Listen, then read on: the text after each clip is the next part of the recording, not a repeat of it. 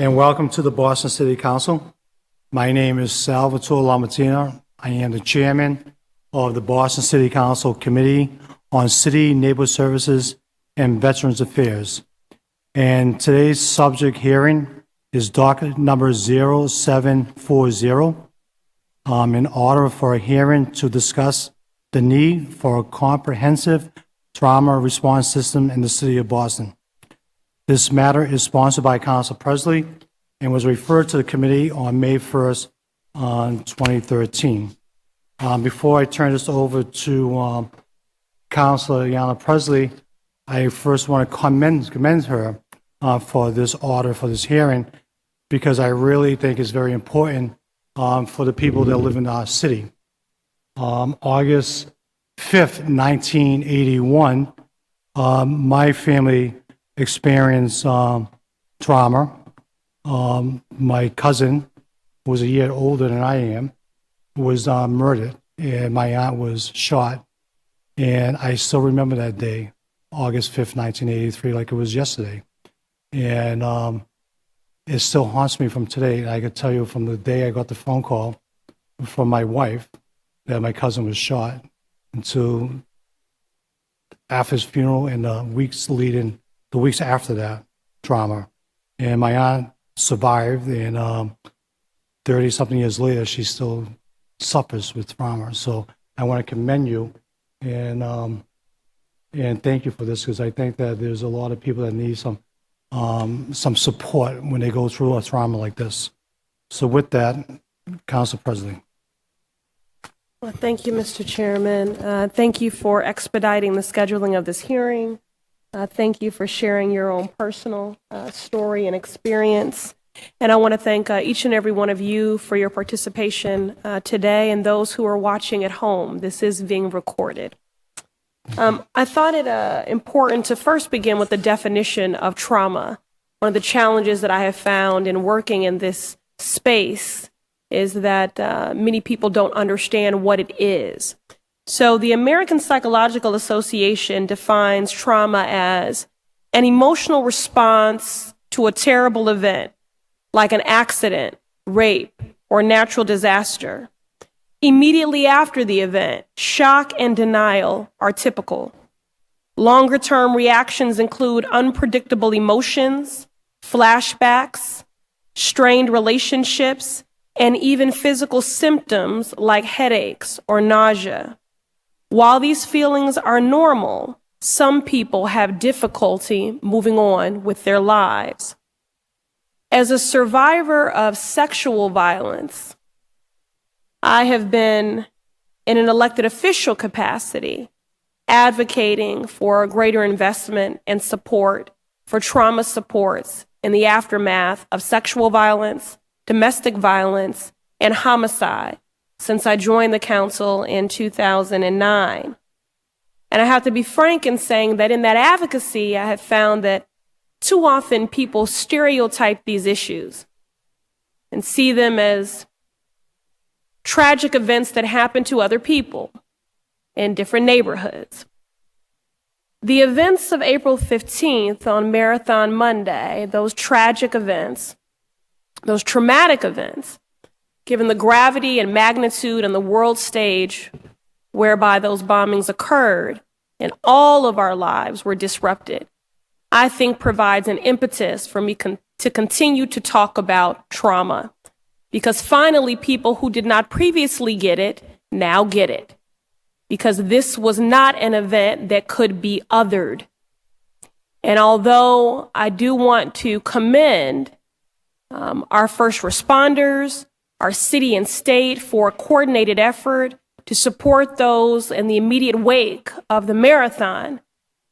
I want to acknowledge that there are not only those who have not previously suffered a traumatic event who now know trauma, and we have to figure out how to support them, but there are also those who have experienced trauma previously.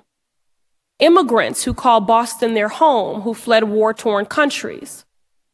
Veteran service members of war. Families impacted by homicide. Survivors of domestic and sexual violence, for whom the marathon was a trauma trigger. In the same way that hope ripples, so does trauma. And I remain concerned that we will see many manifestations of trauma for all the traumatic events that I have already cited in the individuals and families and in our neighborhoods throughout this city. So I want to commend the city and our first responders, the Boston Public Health Commission, for everything they do daily, for community providers like the Louis D. Brown Peace Institute, for everything that they do on the front line to support those impacted by trauma.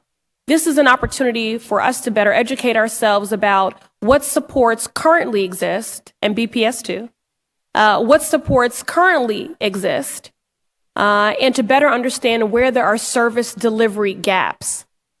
I'd also like to say that one of the issues that I hope to address in this hearing is what trauma supports exists for our trauma providers. I want to make sure that they're not lost in this discussion. We keep using that word resilient. Yes, we are Boston strong, and that is because we were Boston prepared. But I think it is a myth to say that we're resilient simply because we made it to the other side and we're still standing. That does not mean there are not cracks in the foundation. And in particularly with our young people, this marathon event happened during school vacation week. And so the level of exposure to these events and questions that have arisen in the minds of our young people and how that trauma is manifesting in sleeplessness, in nightmares, in bedwetting, in shutting down and retreating and isolating or in acting out. I don't think that any of us are really that resilient. What we are is time delayed. Whether you've survived or a surviving family member of a homicide victim, whether you're a survivor of domestic or sexual violence, the manifestation of trauma, it does show up. And so that is the purpose of today's hearing and some of what I'm hoping to learn today. And in the interest of time, I know we already started late. We will begin with Kevin Andrews, the headmaster of the Neighborhood House Charter School, if you'll join us here. I see that we're joined by our Suffolk County Sheriff, and I know you have a tight schedule, so we will invite you up after the headmaster. Yes. Yes.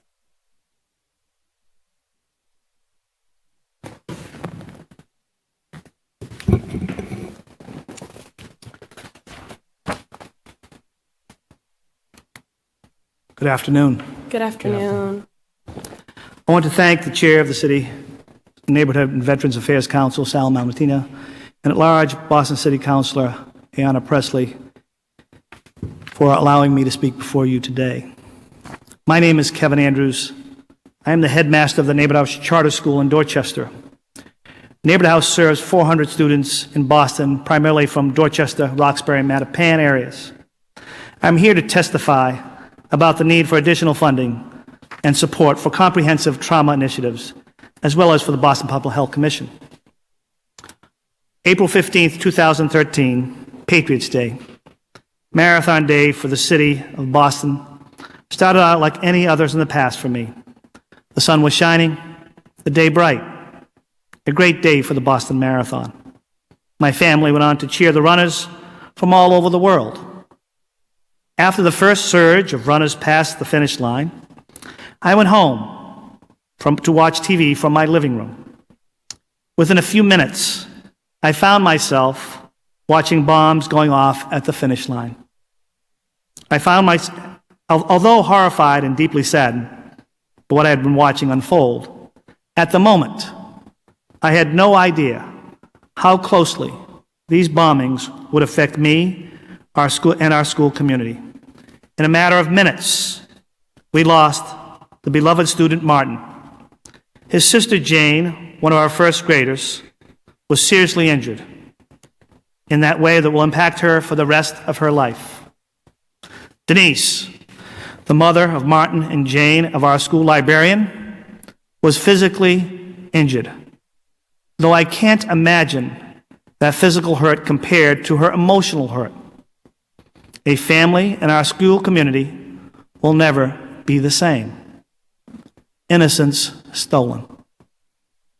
Very shortly after I learned that Richard family was among the injured, my phone started ringing. One of the first calls was Dr. Carol Johnson of the Boston Public Schools, offering not only her condolences, but assistance from the Boston Public School counselors.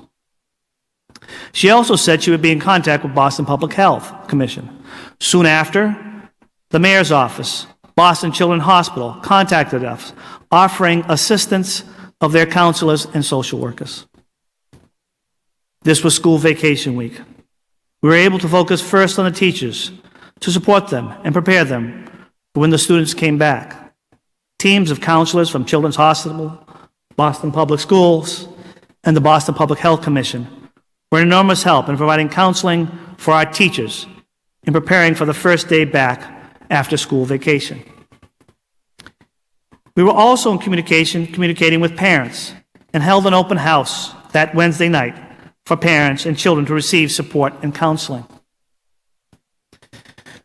When the school opened that next Monday, our school was to make the day as normal as possible for our children while giving them the support they needed. Boston police were there on hand to help direct the press, and over 15 outside counselors were on site to help teachers speak to their classrooms. Our teachers did such a good job in helping their classes deal with the tragedy that by noon, most of the outside counselors were offered to leave. One of those counselors who remained was Courtney Gray, who had done a wonderful job of working with our staff, helping them deal with their own difficulties and helping them to be strong for the long road ahead. The outpouring of offers of assistance was overwhelming. Over 300 people called or emailed offering services, donations, books, field trips, and condolences. In short, we felt very fortunate. Sadly, this was not the only tragedy affecting Neighborhood House community in the past school year. 2 families in our small school lost their fathers. These were 2 young men with young families. Both passed away from sudden physical illness that left a void and heavy hearts in their wake. The unfortunate news is for most of our students, this is part of their reality, their daily living. The reality of most of our students do not sleep well at night. Their reality includes hearing gunshots, having police knock at their doors, sirens blaring up and down their streets, moving ever closer, then receding into the distance like the tide at the beach. Except this is not a beach. These are the streets of Dorchester, Mattapan, and Roxbury. Their reality also includes dealing with the varying levels of abuse, hardship, the results of poverty, and living in areas that are not as safe as they could be. One of our biggest obstacles is that this is not uncommon. This is not the society I grew up in. This is not society that my 25 and 30-year-old children grew up in. Neighborhood House is a school that believes that a healthy child is one that comes to school not only physically healthy, but mentally and emotionally strong. We work hard to help ensure our students to have their basic foundations so they are able to learn and grow. We live in a global society. It is imperative that we be able to respond to the large-scale crises, such as the marathon bombing, as well as the day-to-day tragedies that happen far too often in our city. We collectively should all be able to respond to all in a timely, meaningful way We should, must have a plan in place to ensure that these types of assistance that were bestowed upon the Neighborhood House Charter School is available to all in need. Support for increased funding for the Boston Public Health Commission, for the Boston Public Schools, and establishment of comprehensive trauma initiatives will go far toward making this happen. Thank you for your time. Thank you. We're also joined today by Council O'Malley. Do you have any questions, concerns? Yes. All right. Well, first and foremost, I just want to thank you for your leadership at Neighborhood House. It is an incredible school community that you've very thoughtfully and intentionally built there. I have visited there many times. Just very recently for your Father's Day breakfast, Dads and Donuts. It's an incredible community. And, you know, one of the things that I believe makes it so strong is your commitment to the whole child, not only the nurturing of it, but supporting those students in their wellness. Can you speak to how many social workers work for Neighborhood House? It's my understanding that you already have them on staff, so that was in advance of the marathon incident. How many do you have? So we have a comprehensive mental health, social, emotional behavior program at Neighborhood House. So let me just let you know that we have a full-time psychologist, we have a full-time social worker. We work with Family Services of Greater Boston that provides us a social worker 4 days a week to work with kids who are in difficulty.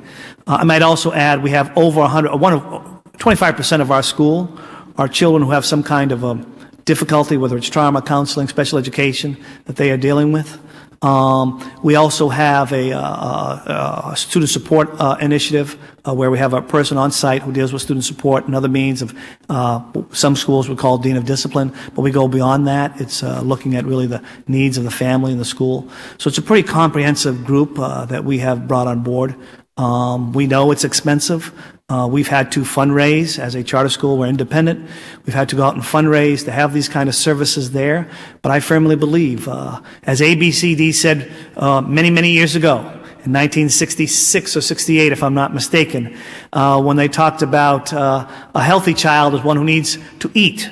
Well, I think we've kind of solved that problem in some cases, but we believe a healthy child needs to be mentally ready to come to school. And the things that are happening are just not available in most schools. And I think we need to do a greater job in this city for all the schools in the city of Boston.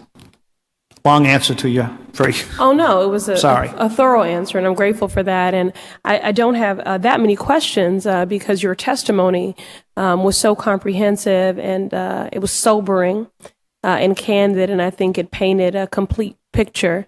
My only question at this time would be, two quick ones. How is the school community doing now? And secondly, we spoke about the supports for the students, but how is your teaching force and everyone that is a part of the school community, how are they faring? Well, you know, as the folks behind me, the Boston Public Schools, told me early on, that, you know, it's the children will be resilient. And, you know, children are resilient. They can deal with this a lot better. So most of the kids are in a pretty good place. So there's about 15% of the kids that are still having some difficulty. But as far as the teachers are, that's been a little bit more difficult. They've really struggled with this.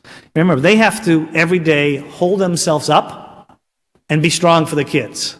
They don't have, you know, as much support as we probably would want them to have. Courtney Gray actually had to come back just recently, I think it was last week, to meet with a small group of teachers to offer more support. They actually asked for him to come back to meet with them. So it's been difficult for them. For the family and many members in our community, it's still a struggle. It is not something that is going away. They need...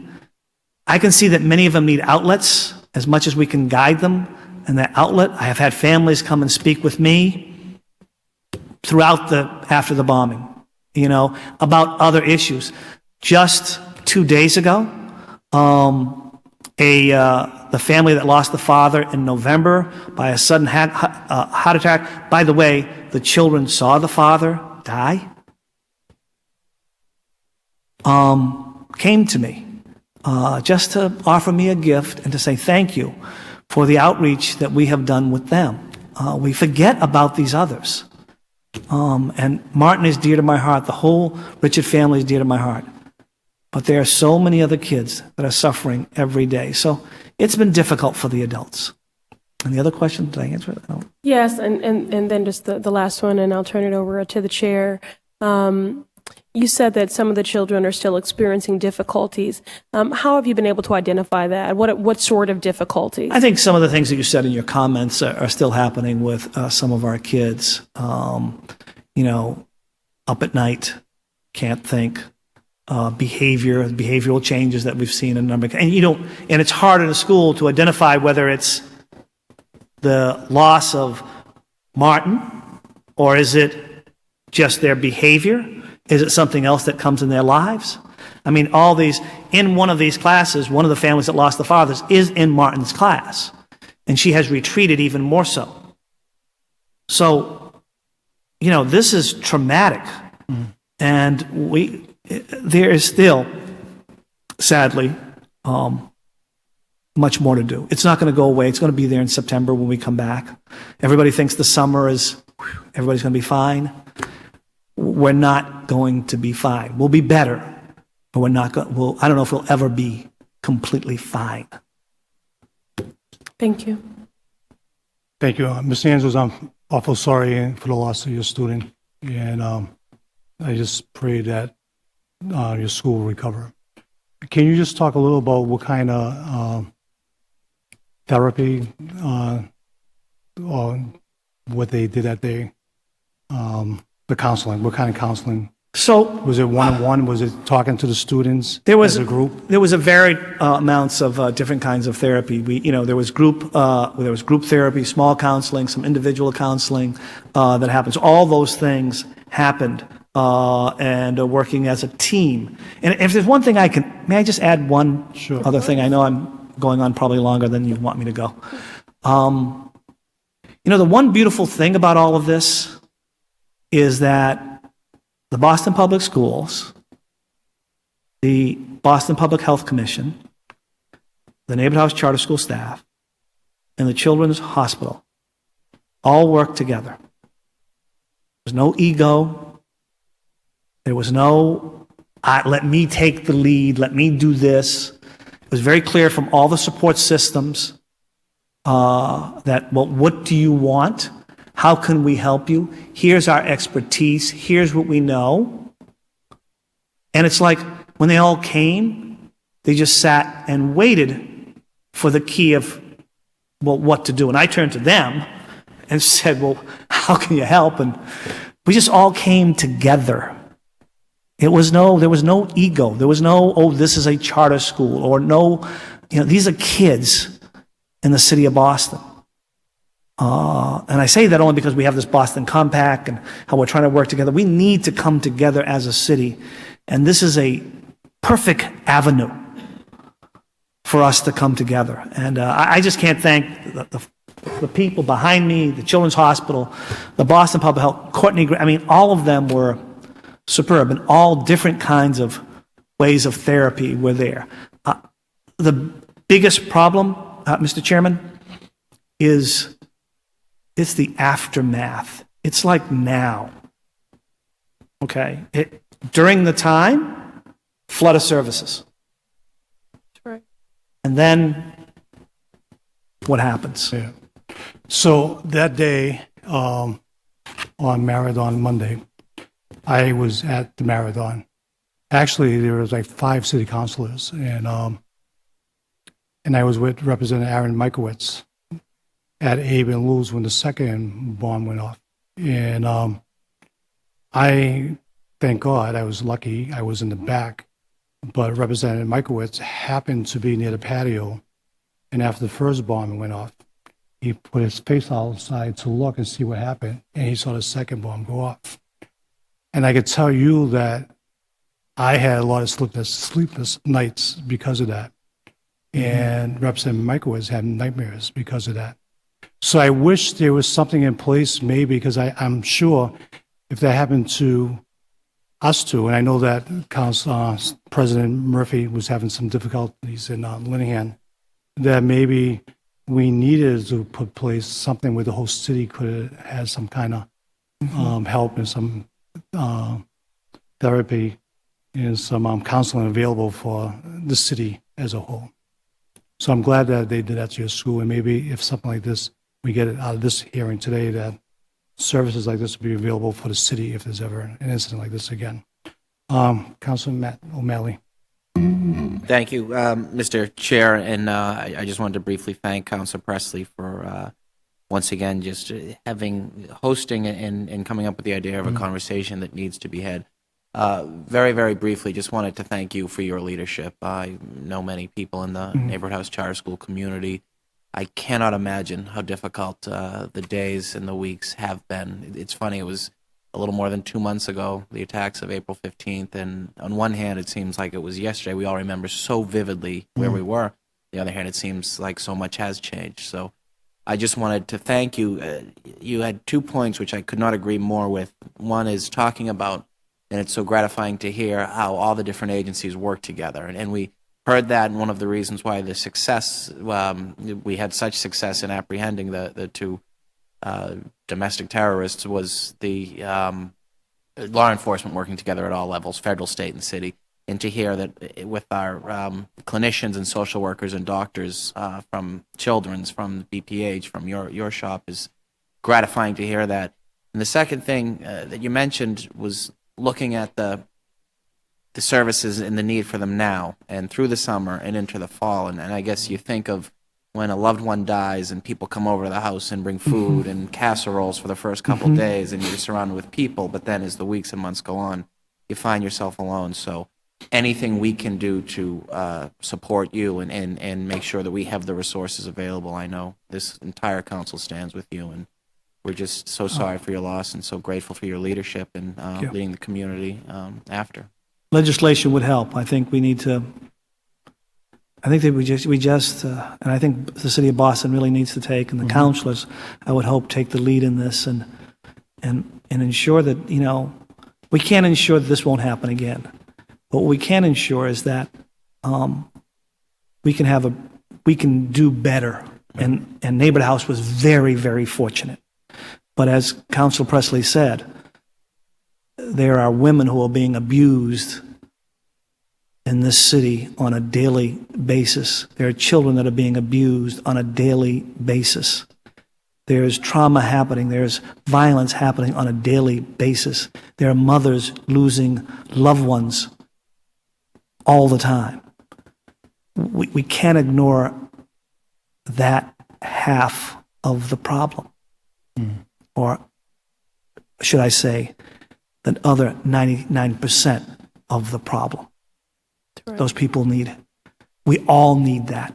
Well, I've said enough. Thank you. I'm sorry. I'm sorry. One more question. Yes. Is the counseling that you've had ongoing, which I think is so important because every child can benefit from those supports, is it mandatory? We can't make it mandatory. Okay. I can be very convincing to my families. We have as you said, it's a very good community, and so you work with the families, and like I say, I do sit with families and sit with them alone and try to work with them to say, this is my office. You can say and do whatever you want. It's about trust, and so it's about building trust with the community. But I would say it's not mandatory, but we coerce as much as we Strongly possibly can. encouraged. Okay. Yes. All right. Okay. Thank you. Thank you. We're also joined by Councilor Tito Jackson. Welcome. Thank you. Thank you very much. Appreciate it. Thank you so much. Do you want to ask a question, Zoo? I'm sorry. Good. I'm good. Did you have a He's question, good. Counselor? Did you have a question? So, Sit down. I'm sorry. Can never let okay. Jackson not ask his question. Okay, no. So I just wanted to know, and I'm a little bit tardy, but in terms of the actual resources, we know that we had one individual who was stretched all throughout the city. In terms of we have a 24% increase in the number of shootings in the city of Boston. Right now, we're approaching 100 shootings to date in the city of Boston. And so I look at the marathon as a macro trauma, but there are micro traumas happening all over our communities and neighborhoods on a regular basis. And many of them don't actually happen in a school setting. And that link is not always directly made. How do you, in your role, how are you able to connect with young people based on the things that happen in the streets, in their homes? How do we identify that? And then I guess second aspect of that is that, do we have the types of resources that are needed to deal with that? This was all hands on deck. And we see what happens when all hands are on deck. We can move mountains and we can catch anybody, but we don't always go in that direction. Sadly, we don't always go in that direction. But what is the procedure? And then also, do we have the capacity across the city to handle these needs? I can't speak for the Boston Public Schools, but I would venture to guess, in my conversations with the superintendent and my conversation with my charter school colleagues, we do have services and we do have capable people, but I would say that they are stretched to the ultimate. And when you stretch people to the ultimate, you don't get the same kind of service that you would hope that these families need. It's not their faults.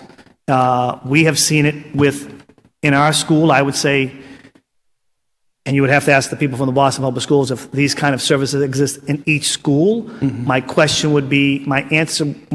guess would be no. But I think I could be wrong, but we have them full-time all the time. And our people are stretched. Mm-hmm. And we work closely with our families. Families are not always do not always come forth right away, okay. But you can see it in children, and children come forth a lot sooner. And it is without question that our children will come and say, my mom and dad had a fight last night. There was a fight in my house last night. The police came to my house last night. My dad is no longer in the house. Mm-hmm. These things happen, and then we reach out to the families, and we'll reach out to the abuser and the abused, and try to work with them and really use the child as the centerpiece of this. Sometimes we are successful, and sometimes we are not. And it's not by lack of trying, it's that, folks decide to do things their way sometimes, and you have to kind of step back because you are not in that family or the school, you're an institution. And sometimes those institutions can be feared of intrusion into the family life, so you have to tread carefully. So, but we're fortunate to have the kinds of services that we have, but it costs more. And how many full-time folks do you have? Full-time social worker, one school, 400 kids. Full-time psychologists, 400 kids, and other staff. So we have and some will say, my board of trustees tells me it's an expensive model.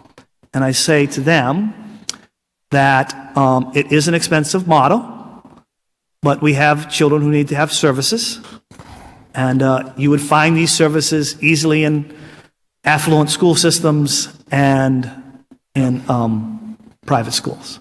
And I would also say to them that the most expensive model is a model that doesn't deal with the underlying issues, and it does not allow young people to actually learn. And if we don't deal with their underlying or pre-existing issues, then they won't be successful in their learning. Absolutely. And in fact, the information that we have around young people who drop out, and I think this is actually really connected, 60% of the young people who drop out in the Boston Public Schools have already passed the 10th grade MCAS. And so that speaks to a lot of the issues that you're talking about. And those young people actually translate into, over the course of their lifetime, $400,000 per individual that they actually cost us. That's a really expensive proposition. And so I really appreciate the work that you're doing, which is really a pay now or pay later with interest model. Thank you very much. Thank you very much. Thank you. Thank you for your time. Thank you. Next, I'd like to invite Sheriff, Suffolk County Sheriff Steve Tompkins.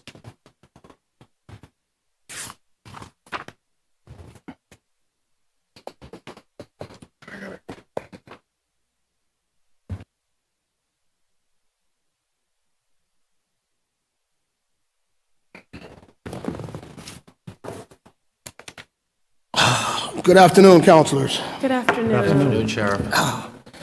First and foremost, I'd like to say thank you to Councilor Presley, LaMartina, and Matt O'Malley for convening this gathering to look at trauma and look at the deleterious effects that come from trauma. Clearly, from my post as the sheriff, we see trauma manifested in every level of human being, from the folks that are incarcerated, all the way down to their children, all the way up to their parents and grandparents. We've had generations incarcerated at the same time. We've had grandfathers, fathers, and grandsons incarcerated with us. The vast majority of our population is there because of drug abuse, but a good percentage of our population is there because of domestic violence that stemmed from youth violence and the trauma that comes with that. And when I talk to young men and young women that honestly believe that they will not live to see the age 21 or 25, that says to me that something is systematically wrong, not only with the system as a whole, but also on the home front. Well over 60% of our population has gone through the Department of Children and Families. They've come from broken homes. They've seen trauma consistently. And that grows, that feeds on itself, and by the time they get to us, it's a really bad situation. Now, we have anger management classes, we have parenting classes, and so we try to do the best that we can to address these situations so that when folks leave us, they leave in a better way than when they showed up. But on average, men are with us for 14 months, women are with us for 8 months. And what we find is in the lack of aftercare once they leave our facility, that trauma and recidivism are almost commonplace. The recidivism rate in the Commonwealth is 46%. So we can almost bank on it that within 6 months, we'll see the same people back in our facility. Now, what we do at the Sheriff's Department, our mandate is care, custody, and control. And I'll just take a brief moment to speak on that. When I'm standing in front of groups of folks, I talk about care, custody, and control, but I start with custody. If you look up the word custody, it means imprisonment, which is what the taxpayers pay us to do, but it also means guardianship, which is what my administration is focused on. Control. Control is that element that allows us to redirect the way a person thinks or acts. Then there's care. And I say care last because generally when I talk about care in front of a lot of individuals, they look at me and they say care for inmates, care for people that should be put away. And I say yes, because care is that element that provides opportunities, maintenance, health, wealth, and compassion. And I think compassion is crucially important for all people, but in particular for my population, because these are folks that have not had a lot of compassion in their life, but they've had an overabundance of trauma in their life. One of the things that I'm always awed by is when you hear about a shooting or some sort of domestic disturbance in a suburban school, how quickly they get counselors there by the busloads. I'm not sure that I hear that as frequently in the urban settings. They do have some, but we need much more. We really do need to have a lot more compassion and nurturing and care for our folks. And before I leave, I just want to tell you a story in my life about my uncle, my mother's brother, who for whatever reason was an extreme batterer. And I'm not sure why. It wasn't like he was battered as a youth. But this man destroyed his family, led to an early heart attack and death of his wife at 42, caused his son to be a repeated runaway, to stay away from the violence that he experienced at home. His older sister, my cousin Cheryl, who is now departed, one day in conversation with her cousins, wanted to just show us what happened to her as a child. Things that we heard about, but we never did anything about. Things that my mother and my aunts heard about, but never intervened, never did anything about. They knew that my uncle was beating his kids and his wife, and they never raised a finger or a voice. And she lifted up her shirt, and you would have thought that she had been in some war-torn country. That's how bad the bruises were, all over her body, from repeated trauma. And that had an effect on all of us, all of our cousins, just seeing that. And then confronting our uncle, who swore that he'd never touched his kids. And we were totally baffled by that. How could you be in such denial when the proof is standing right in front of you? So as a society, I really do want to just go back to the fact that we really do need to be more caring, more concerned, and more passionate, and have more discussions like this, about this. And hopefully that will keep some of the folks that come to see us at the department on a regular basis from committing the crime of domestic violence, a heinous crime, which is a crime of intimidation, which is a crime of aggression, but at its core, it's a crime of dominance, one that seriously needs to be addressed. Because we, in a civilized society, should not be allowed to dominate, to intimidate, to scare anyone for any reason. And so I appreciate the opportunity to lend my voice and the collective voice of the Suffolk Sheriff's Department to say that we will be at the table, we will be at the cause whenever called upon, whenever needed, to talk about the fact that we have to address trauma. We have to address the lack of money that goes towards mental health beds and detox beds, because in the absence of that, folks somehow wind up in jail, and we can take care of them while they're there, and they lead very traumatic lives, but we do not have the aftercare once they leave.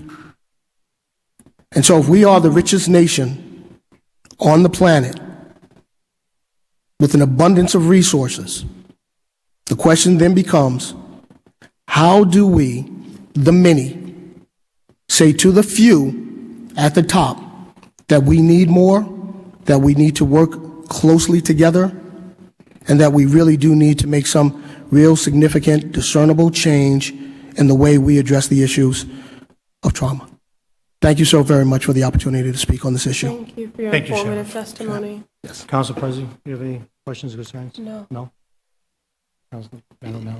Just very briefly, wanted to thank you, Sheriff, as powerful testimony as always. And Yes. I'm thinking, it was about 6 or 7 years ago, I was sitting, and we're exactly where you are, testifying in support of a grant that the department had gone for. I was the legislative director for then Sheriff Andrea Cabral, and Sheriff Tompkins was my boss as the Chief of External Affairs, so it's great to be with you again in this room. Thank you, Councilman. I wanted to know briefly, one thing that has been your calling card, and Sheriff Cabral, has been the Common Ground Institute. It's really this holistic approach of taking an inmate and giving him or her the skills and the tools so as not to reoffend, and the parenting classes, the life skills. Right. Can you talk about what some of the social workers at the department do and how they interact? And obviously, for so many people, the sheriff's department is the primary care provider for health issues. So can you talk a little bit about some of the mental health supports that you offer to inmates and detainees? Well, when you first go, when you're incarcerated, when you come in the door, you go through a process called classification. And in that classification process, we ask you a series of questions. Some of the information we've gotten from the courts, some of the information that we don't know, i.e. about your family, about your health, about your education, what your needs are. We have a very vibrant caseworker cadre that works diligently with folks to address those needs. Here's the thing, and you know this, Matt, from working with us. As folks transition out, in the absence of three things, they could possibly come back, and that's employment, housing, and healthcare. And so what our social workers do while folks are with us is that they try to get these services in place so that as people are transitioning out of the facility, they have a place to go. They have somewhere where they can possibly talk about housing and employment and healthcare. You're right, when folks come to us to stay with us, the taxpayers do become the primary healthcare provider. As you know, we've had people who have intentionally committed crime to go to jail for healthcare, which is tragic, but it's truthful. And so we work very diligently, not just with the caseworkers, but with the education department. And when you talk about holistically, we talk to the families about the fact that when people are with us, one, they need to take the programs that we offer. Two, they need to stay engaged with their loved ones so that when they get out, they know that there's someone there that can wrap their arms around them if they have that, because if in the absence of that, if they fall in with the same gang or fall back to the streets, they're coming back. And so we really do work very hard to be as diligent, respectful, and concerned about that. But we also work with legislators like yourselves. You know, since becoming sheriff, I've visited all of you and as many legislators as I possibly can to talk about the 5 things that's important to the sheriff's department: care, custody, and control, education, domestic violence, I can't even remember what I'm talking about, reentry, because these things really do matter. And folks have listened to us. Folks have committed to work with us. And one of the things I want to do is tip my cap to you, Matt. When you were with us, when you worked with us, you created a civics program. What we have is a cadre of officers that we send into schools, beginning with the middle schools, to talk to kids clearly about public safety. But what we found out is, because of budget cuts, a lot of schools did not offer civics. And in discussion with Matthew, it was decided that we would begin to offer civics. We would have our officers talk about community and government and the need to vote and why it was important. And Matthew put together a very comprehensive curriculum that we still use today. Not only in the schools, but we now, since you've left, we also offer this to the inmate population. Because we want them to understand 2 things. One, that they have severely harmed their standing with the community by doing the things that they've done to come to jail. But 2, we also need them to understand how important community is, and that community will nurture, community will care for, community will show that compassion, but it's a 2-way street. We can't just give without getting something back. We have to meet in the middle. And so I applaud you for putting that together. But I will also say this to you. We have recently begun to teach our inmate population CPR. And the reason that we do that is because a lot of these guys are out in the street and something will happen to friends of theirs, or something will happen in the home front. And if they know CPR, hopefully that's a life that they can save. So what we're trying to do is meet people where they're at, not where we think they should be. As you know, we offered economics and we offered psychology. Well, on average, our population has a 5th grade reading and math proficiency level. I went to grad school and economics kicked my butt. So I'm not sure that a 5th grader is going to get it. So what we've done is we replaced that with basic financial literacy, so that they know that when they get $1, this is how you grow this dollar. This is how you pay your bills. This is how you take care of yourself. We have psychology. With some minds, we are teaching these folks how to better go out and manipulate. And so that's where the civics component comes in. So why offer a course where we can teach individuals how to take advantage when we can teach individuals about community, when we can talk to them about the trauma that they've experienced or the trauma that they have inflicted upon someone else, you see. And so we see this as, all of this is very important. So when you talk about holistically what we're trying to do, we're trying to cover as many bases as we possibly can. We're 24/7, 365 operation. We're not going anywhere. So if we're going to be there, are we going to warehouse or are we going to correct? And it's our contention that we're going to correct. Thank you. Thank you, Sheriff. so much. Thank you so much. Jackson. Thank you, Sheriff. The question that I have is around the topic that you brought up, which is detox. Governor Patrick has pushed in some of his legislation, and I know you have also been a part of this. Many of the folks who are housed in your building are committing crimes that are really drug-seeking crimes. Right. Underlying that, in a past life, I used to work in the medical space. Many of the folks that are drug-seeking actually have underlying depression. And what occurs is, and the brain's a really interesting thing, you can actually get up to, there was a study done on someone who was on 2,000 milligrams, 2 grams of morphine, and they got to a point where the more morphine that they gave them, the more pain that they actually had.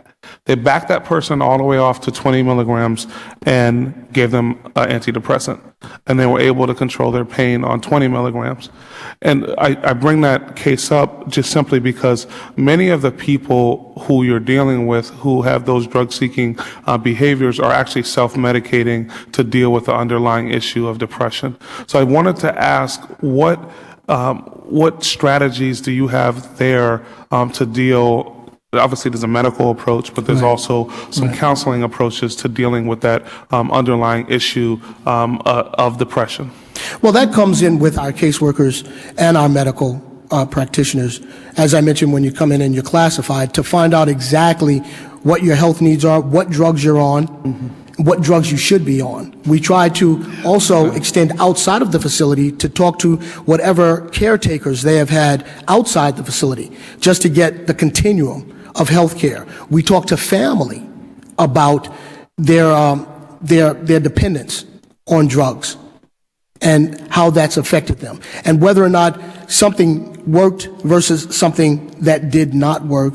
And then we do what we can in our power to redirect the medication that they have. But I go back to the fact that, and generally what happens is we work very well with folks while they're with us, counselor, but once they leave, it's that aftercare. You know, in the absence, and we can't do anything about that. And so once they leave, the question is, how do we work with service providers and work with legislators, you know, to make sure that they get that aftercare? And finally, let me say this about depression. So growing up, until I was 13 years old, I was an only child, and then my mother had my sister at 13. And my mother, we didn't know, suffered from depression. But the way it manifested itself was by utilizing alcohol.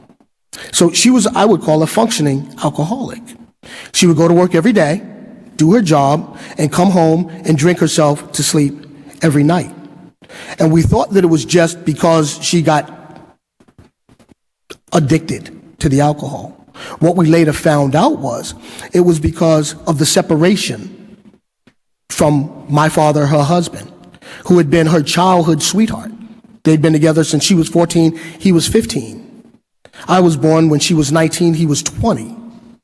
And they divorced when she was 21 and he was 22. And she suffered pretty severe depression from that point forward until her passing a couple of years ago, but we didn't know it. You see, we didn't know it. She never went to talk to anybody about that. And we didn't know what to do about that. And that's where the alcohol came in.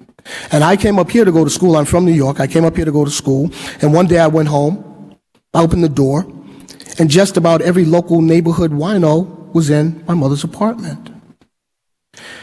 And what I did was, after I threw all of them out of the apartment, including my mother, I called her older sister to let her know that her sister was coming to live with her.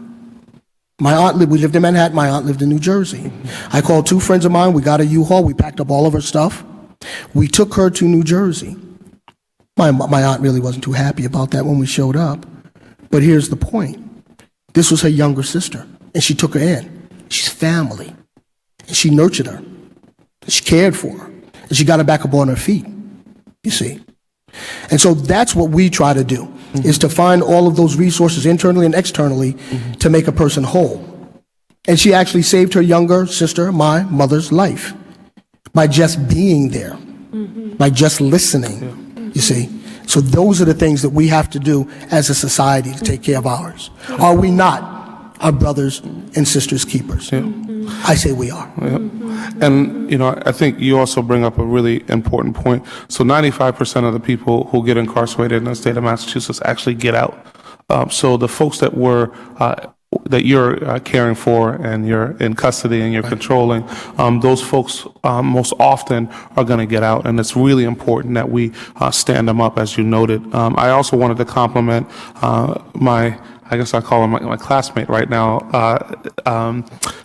around the civics component, because in the state of Massachusetts, many folks don't know this, but as soon as you are released, you're able to re-register to vote. Unlike some states, we are exponentially further ahead than states like Florida and Texas, who give issues for folks after they get out. So these folks actually can still vote. And in addition, I also appreciate the revamp that you are making around the life skills training. We want to make sure that people are able to take care of themselves and their family, and the work that I've read about around urban agriculture and using your facility to teach people how to grow the very expensive tomatoes that I got caught buying. I actually only had $10 in my pocket, and the 2 pounds cost $14, so I had to take out a loan for my tomatoes. So the fact that you are transferring the resources that you have to teach people things that are actually relevant in this economy, I think also is part of how we deal with trauma. Because the other aspect of trauma that we have not noted is it's traumatic to not be able to eat. It's traumatic not to be able to pay your bills. It's traumatic to not know whether or not you're going to have a roof over your head. And so there's a trauma that comes in the poverty that many of those folks experience. And if we're able to deal with that and build those folks up before coming out. And to your point, one of the pieces of legislation I also filed is that we should have an office of reentry at the city level. What has happened in Newark, New Jersey, is there's an office of reentry at the city level, and they saw an exponential increase in recidivism. We have about 20,000 people in the city of Boston who have quarries, but they take up an inordinate amount of resources because of housing. Right? Because of the issues around addiction. And there's a proactive approach that we could take to this. I'd like to thank the chair and Mr. Sheriff. We look forward to working with you to continue to make Suffolk County, as well as the city of Boston, a better place to live. Thank you so very much. Thank you, Sheriff, Thank you, for your Councilman. testimony. For being here. Very impressive. Indeed. Next, we're going to listen to some public testimony. I'd like to invite down Sarah Flynn from the Mothers for Justice and Equality, and Elaine Donovan, from a resident from Charlestown. If you sit down at the seat, let them sit at the seats. Yeah, I know.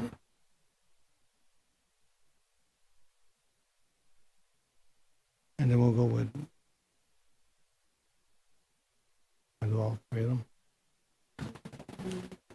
Take a seat. You can sit over there, Miss Flynn. Sit here.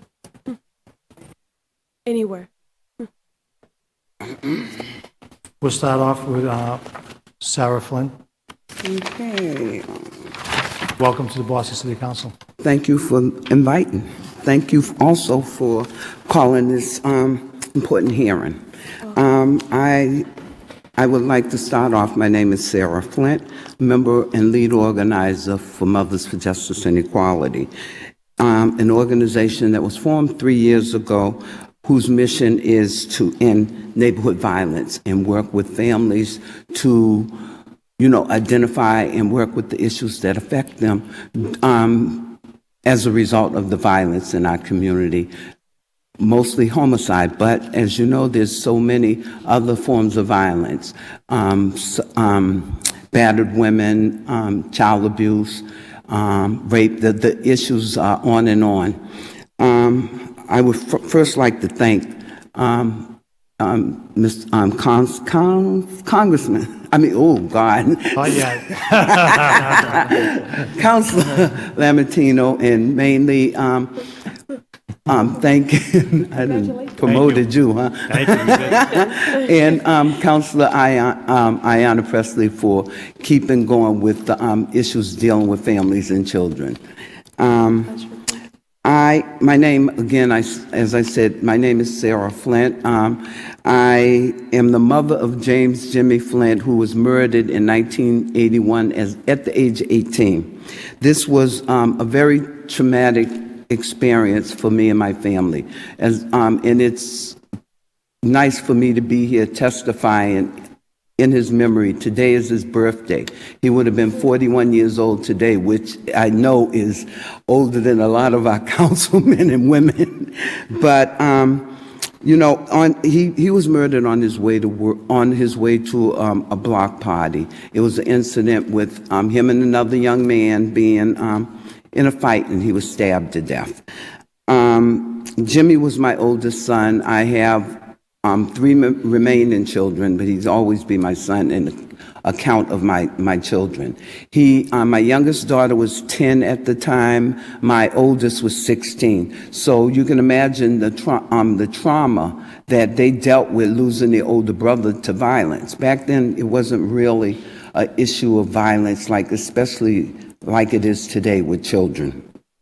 I have worked to try to help make differences. As a lead organizer for Mothers for Justice and Equality, we have lots of mothers and siblings and family members that come to us to seek help. We have a model that it's not okay. We want these mothers to be able to speak up, and not, take grief from grief to action. Okay, and this trauma is something that I have been saying for years. It's a public health issue. It's public health, it's mental health, and I am really glad to hear about trauma being addressed. I went through trauma to an extent I didn't even realize that I was going through it. At one time, I self-medicated, but I always worked. I worked for 18 years with the Department of Neighborhood Development. Prior to that, I was an executive director. Prior to that, I worked for Blue Cross Blue Shield. But, I always had something that was gnawing at me. And it was not until 2006 that I was diagnosed as having post-traumatic stress. And this was in regards, I had a workman's comp claim. I had got hit I was hit in the head, and as a result, I had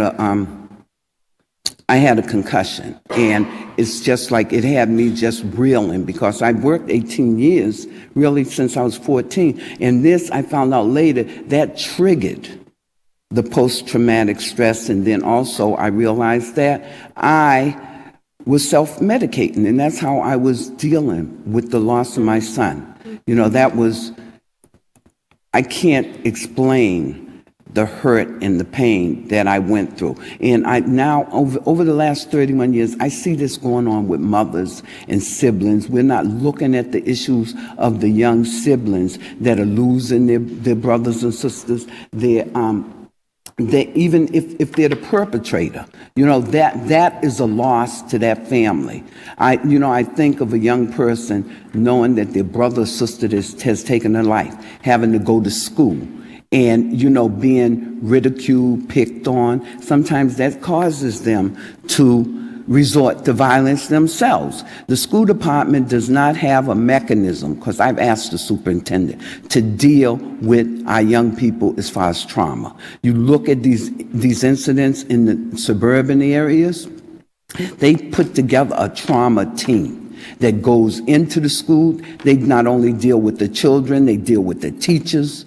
Why shouldn't Boston have a program like that?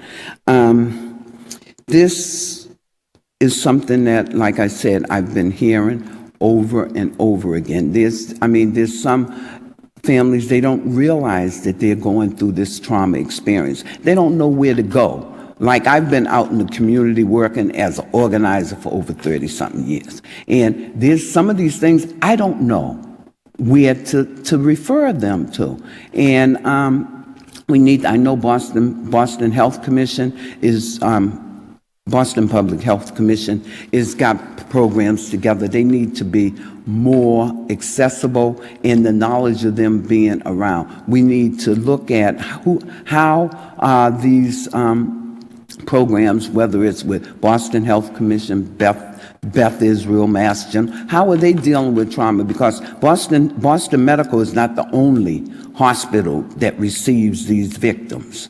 How do we have work on bringing this to the attention? How do we work on? Well, I guess this hearing is a start of discussion around it. There's a lot of support needed. There is we need more individuals that are dealing with these families. I read in the Globe a couple of days ago that since June the 11th, 2013, I made a mistake and put 2011 in my testimony, but that's the error. And during that time, there's been 104 shootings. 17 of those were fatal. Okay, now what is being provided for those 104? Because that is 104 families that are being affected and traumatized. I look back and there's things that was going on me personally in my life. I realized that there were so many things after my son's death that caused me to go through trauma over and over. I had a stroke. I got divorced.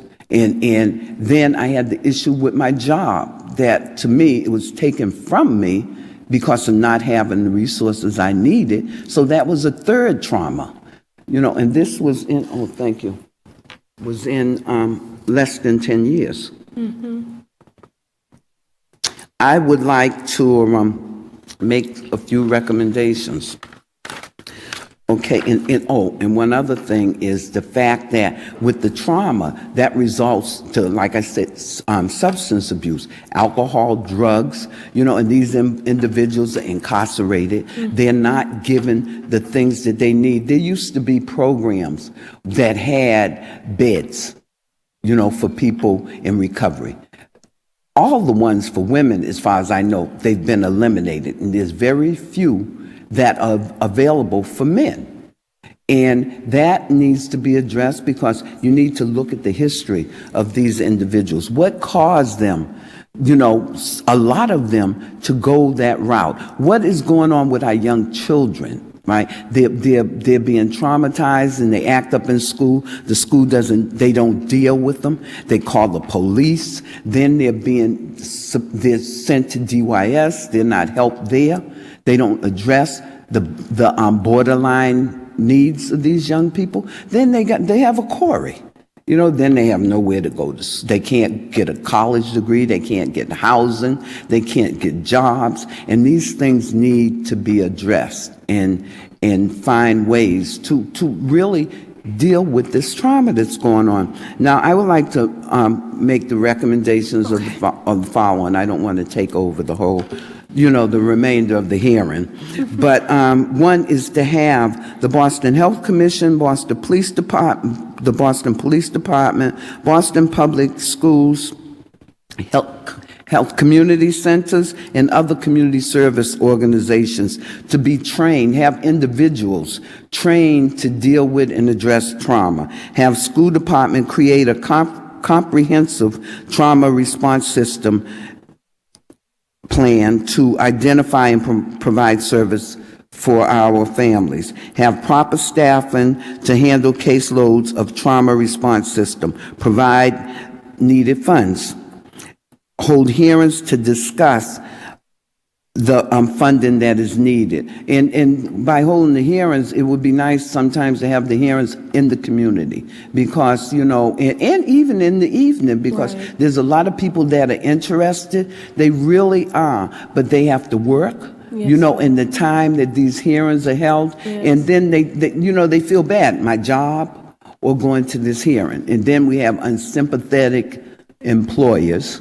You know, even when you lose a child, they're not sympathetic. These jobs need to be trained. Employees need to be trained also.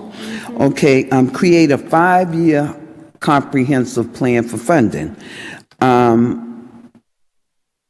Create, and the school department definitely needs to be looked at as far as a response mechanism because there was maybe about I want to say maybe about 3 weeks, a month ago, 2 young men they were murdered in Walgreens, right? And is it Latin Academy? The school was right across the street. Excuse me. There was no one that stop those children from going out in the street, and they witnessed, you know, these individuals, these young men, lying there, and it was like, no, you know, it was no problem. You know, why isn't there a process? Like I said, in the suburbs, they would have locked that school down. They would have locked the streets off. You know, and that's another issue that we have to deal with, the responses in the way our children that are murdered and the families are treated. That also creates a trauma for them to be, you know, talk to the police, you know, how they're treated like they're criminals. That's traumatic. You know, it's bad enough you're losing your child, but then to have the police, they have even some EMT, the hospitals, you know, the way these families, you have to hear the stories it's heartbreaking. And I and other members of Mothers for Justice, we hear this every day. And I'm here to speak for myself and the mothers that are members and the ones that aren't members, that aren't ready to speak for themselves. And again, thank you for holding this hearing and listening to me. Thank you, Mrs. Flynn. you. You missed my testimony earlier, 19... Yours? Yes. So Sorry. in 1981, my cousin was murdered. He was like my older brother. And it really traumatized my whole family. And I remember 1981 having to clean up my cousin's blood at my aunt's house. And my aunt survived, but there were no services. There was no services for my aunt at that time. So you know what I'm talking And about. myself. And my aunt today is 83 years old. Bless her. And she still has the nightmares. And what you're doing, I hope, will help a lot of other mothers Yes. that went Yes, through thank what my you. aunt went through. Yes, and yourself. Thank you, because I know, like you said, there was no service. There was no services Just by the anyone. grace of God, I at the time I worked for Blue Cross Blue Shield, so I had good benefits as far as health. So I was able to take my children to seek help. But that was just, like I said, by the grace of God, there was nothing. We had to create our own ways to support each other and deal with our trauma. And thank you. So hopefully something good will come out of this. Yes, hopefully. Yes. Thank you for your advocacy and for your thoughtful recommendations. Thank you. And also, happy birthday, Jimbo. Yes, thank you. Thank you for all you do. Thank you too, Matt. Elaine Donovan, please name and address for the record. Good afternoon. My name is Elaine Donovan. I'm a Charlestown resident. I was born and raised in Charlestown. Unfortunately, we're no strangers to trauma in the city and in our community. On May 7th, a very dear friend of mine lost her only child to a murder. Even though we grew up in the city, even though we've seen so much, until you are directly involved, until you are directly affected, it's beyond grief. Grief doesn't explain what's happening to my girlfriend Susan. Her life will never be the same. To say that a part of her is gone doesn't even begin to explain. Stephen was on his way, Charlestown's 1 square mile. Stephen was on his way to Main Street from the other end of town, from Medford Street. There was a fight. He was called over to assist, to break up the fight. This is hearsay, this is what we've heard. And he was shot, once in the chest and once in the abdomen. He died right there. Susan was at work, she got a call. I got the call, it happened at 10:18. I got the call about 20 minutes of 11. My sister came and picked me up, brought me down to the scene where Stephen was still lying. The Boston police were terrific. I can't say enough about them. I mean, we were lucky. The yellow tape that was up, God, it spanned probably half of a football field, into our football field, really. There was Superintendent Willie Gross, I believe. Wonderful, wonderful man. He knew how upset I was, come right over to me and said, I'm going to check in with you. I'll let you know what's going on. We had kids on the ground. We had well over 100 people there. We were lifting kids up. We were holding on to kids. Stephen was 21 years old. There were over 700 people at his wake. The lives that Stephen and his mother have touched over the years is amazing. They're two wonderful, wonderful people. The wake itself was a testament to who they are. The way that our community, Charlestown itself, came together was remarkable. Again, we're 1 square mile. The community came together. The door never closed. People come in. It was constant, constant, constant. We had a mother whose son was murdered in 1995, came to us immediately. If there's anything I can do, I'm a phone call away. She spoke to the kids. There was 70 kids in Susan's apartment. They didn't leave for days. This woman spoke to the kids, let them know that, you know, it's not about retaliation. It's about sticking together. This is about Stephen and Susan, and she was wonderful. From that point, our message to all of the kids, our message to everyone was about peace. We wanted it to be peaceful. We wanted it to remain peaceful. We do not want retaliation. Days went on, and this woman told us that we were going to have advocates. They were going to come right out. They were basically going to walk Susan through this whole horrendous ordeal of losing her only child. I guess there were phone calls made to her cell phone. Susan wasn't able to answer her phone. Susan wasn't able to shower. She was crippled. She was literally crippled. This was the epitome of trauma. I've never, ever seen anything so horrendous. When she came through that yellow tape, there was a sound that came out of her that was primal. It was something I never, ever want to hear again. I don't think that any mother should ever have to go through what Susan went through on May 7th. Unfortunately, they will. Unfortunately, many a mother is going to endure what Susan did that night. We can't prevent that. We would love to prevent that. What we can prevent is that crippling feeling of, what do I do? The fear of, well, how she doesn't know how to get out of bed in the morning.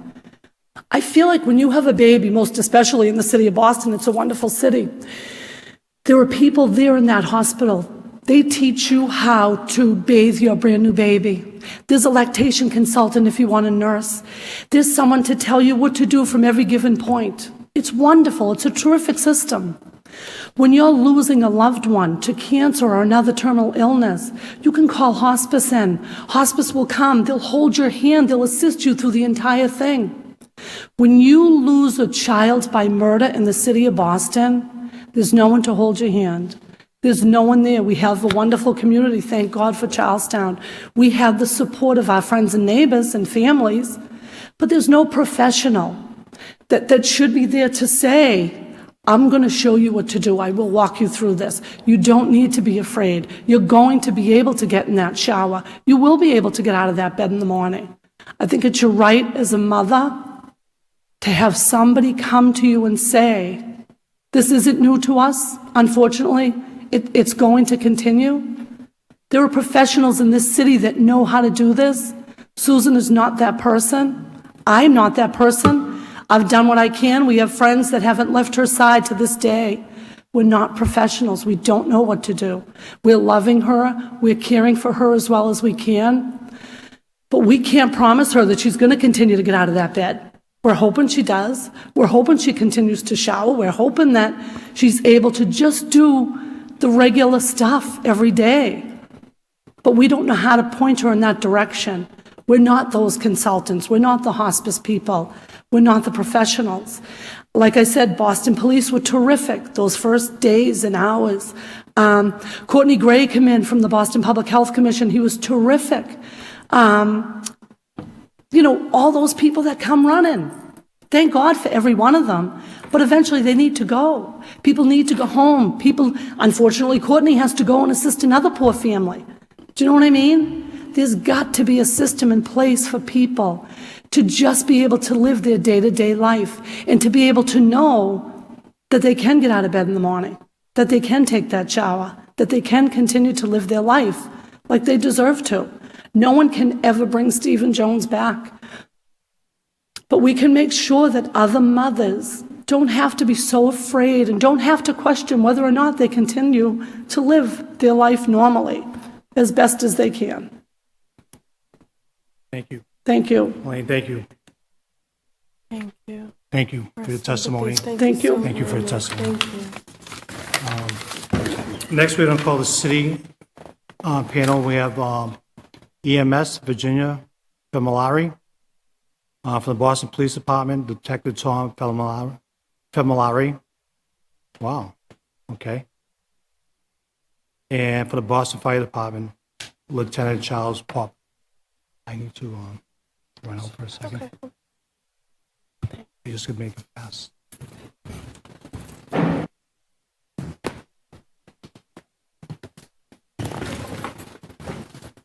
Thank you. Thank you.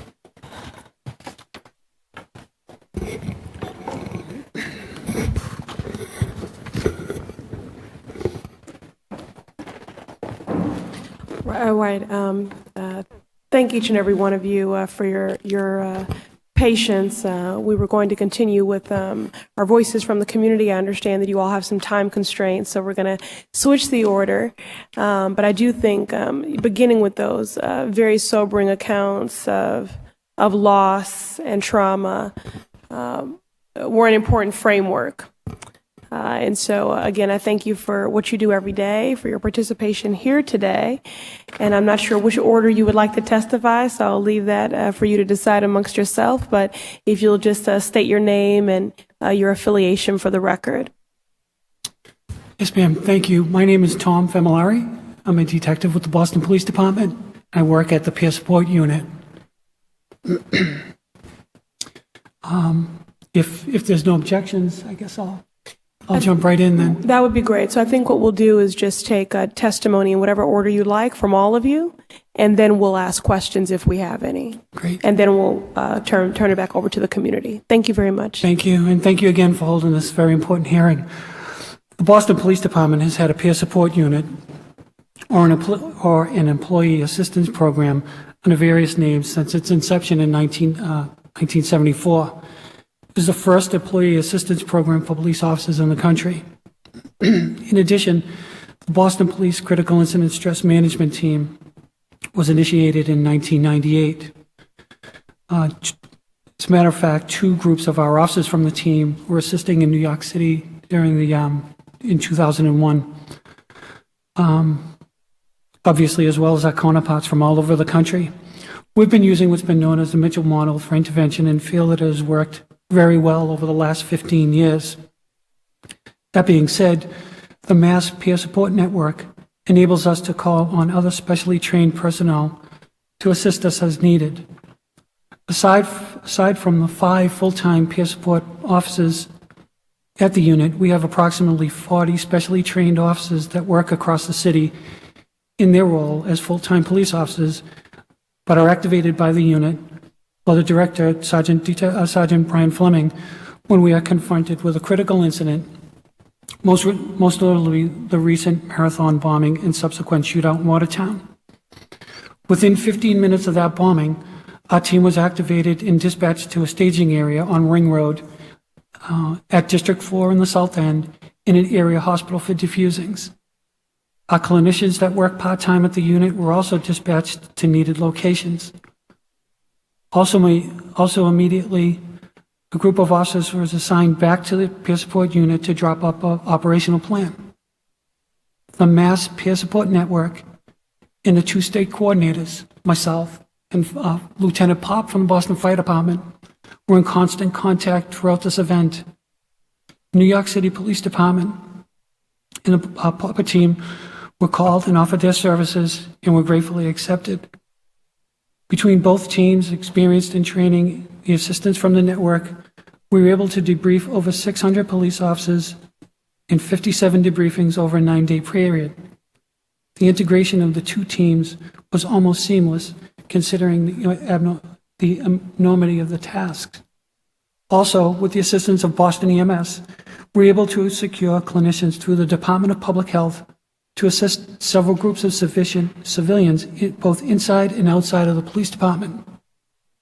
We also had at our disposal Dr. Robert Macy, Ms.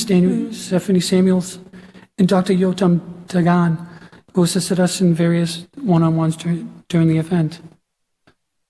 I guess if there's anything that we can ask you to come to a conclusion from this statement or my statement is that we were able to make this system work, all three departments, in a situation where the magnitude was so great. And I mean, it can be a model that's held up, how three different departments can work together and process a situation. And I think it could be very helpful in the future. Thank you. Thank you. Good afternoon. Thank you so much for calling this hearing and inviting me. My name is Virginia Femilari, and I'm the coordinator of the Boston EMS Peer Support Team. So I'll start off by saying, just by virtue of our profession, we're faced with certain events that have the potential to create a significant stress reaction. Throughout Boston and across the United States today, EMS personnel are becoming aware of the stresses that are unique to our occupation. The stresses of which that we're routinely exposed to, such as severe traumatic illness, injuries, grief, loss, death, violence, abuse, poverty, they can manifest in physical and emotional symptoms that the individual, the EMTs and paramedics may be able to work through on their own successfully, but even individuals who can resolve problems on themselves experience a delay in resolution without proper intervention. The end result is a decrease in the quality of the personal life and the professional abilities of the EMT or paramedic.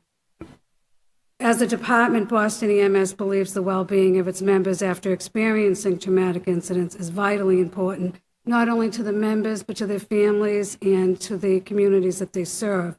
So with this in mind, in January of 2004, the Boston EMS Peer Support Unit was created and formalized with a CISM component. Peer support allows department members to come in and have the opportunity to receive emotional and tangible peer support through times of personal or professional difficulties. CISM, or Critical Incident Stress Management, allows the organization to be prepared for any unforeseen event that will negatively impact the department, such as the events surrounding the Boston Marathon. Critical Incident Stress Management involves pre-incident education, prevention, mitigation, and intervention of traumatic stress, along with referrals and follow-ups. So the clinical director of the peer support program is a psychologist with several years' experience working with public safety agencies. The clinical component provides a 24/7 availability in the event of the need for clinical consultation or response to a catastrophic event. In addition, 8 to 10 office hours are provided weekly for department members in a private setting. The contract for the peer support program also includes availability of a residential treatment and CISM training center for emergency service personnel, and the facility provides programs designed for varying lengths of stays to meet the needs of the department member. We have our peer support team that consists of EMTs and paramedics who have been trained in the various aspects of CISM and peer support under the auspices of the International Critical Stress Foundation. So all of our team members have met the requirements needed for our team to be registered within the peer support network, the statewide peer support network, which pretty much guarantees any incident that happens within the state, doesn't matter the time of day or where it happens, the folks that are responding are all going to have the same level of training. In the weeks following the Boston Marathon, the clinical hours of our program were increased to ensure that all department members had the opportunity to receive services if requested. Peer support members on the team conducted several interventions for department members and provided referrals as needed. Counseling services and trauma interventions are also going to be available for department members through the BU School of Medicine. They have a resiliency and support service program. And looking ahead, research shows that 6 months after an event such as the Boston Marathon is typically when first responders may start to show signs of unresolved traumatic stress. Things like intrusive images, sleep disturbances, problems with relationships, depression, substance abuse, all are unacceptable examples of untreated stress. We as a group are very committed, we're responsible, we're loyal, we are resilient, but there are times when we need to ask for help, and we need to call on the mental health community to assist us. So because we're prepared for this at Boston EMS, we continue to coordinate our services for the department and also expand any training that we may need. But it's imperative that we have access to clinicians experienced and trained in the modalities that have been proven to work with public safety personnel. We do have stresses that are unique to our occupations, Absolutely. and it's important to have folks that have that experience. Thank you. I do have some questions, but I'll wait. Thank you very much for your testimony. I don't know which one. You can go ahead if you want. You want me to? Okay. All right. Good afternoon. Thank you for the opportunity to testify today. My name is Catherine Fine. I'm the Director of the Division of Violence Prevention for the Boston Public Health Commission. So I really appreciate the opportunity to be here and to hear the comments of our community partners and other city partners as well. I know that the council is very aware of most of the data and the impact of violence and the impact of violence and trauma on our communities, but I just wanted to raise a couple of statistics before I go into my remarks. According to a 2009 study by the Department of Justice, more than 60% of children surveyed nationally were exposed to violence within the last year. And of that cohort, 2/3 of that group had been exposed to more than one type of violence. And locally, the data, we don't have as robust data, but we know from several studies and from work recently done at Boston Medical Center that 1 in 10 children here have witnessed a knife or shooting by the time they are 6 years old. So exposure to violence, including witnessing and experiencing trauma, carries lasting impacts. We know particularly that repeated exposure to physical, sexual, emotional, and community violence harms a child's ability to mature cognitively and emotionally and to, in general, thrive. In the last 2 years, the Boston Public Health Commission has invested significant resources in order to build capacity at various levels to address trauma and to promote resiliency. And I'd like just to take a few minutes to go through sort of some of the things that we've been doing. We are trying to make sure that we, again, address trauma and the impact of violence in various settings in which people naturally encounter. So we are looking at kind of the individual direct services for individuals and family members, and at the community level. We have been increasing resources around trauma support at the community, sort of through community mobilizing models, and we are embarking on looking at some strategies that can implement systems change, so that systems where children and families, again, naturally are more trauma-informed and more trauma-sensitive. So just to run through an overview of a couple of our strategies. At the individual and family direct service sort of bucket, so to speak, we are the primary funder and oversee the program at Boston Medical Center called Violence Intervention and Advocacy Program.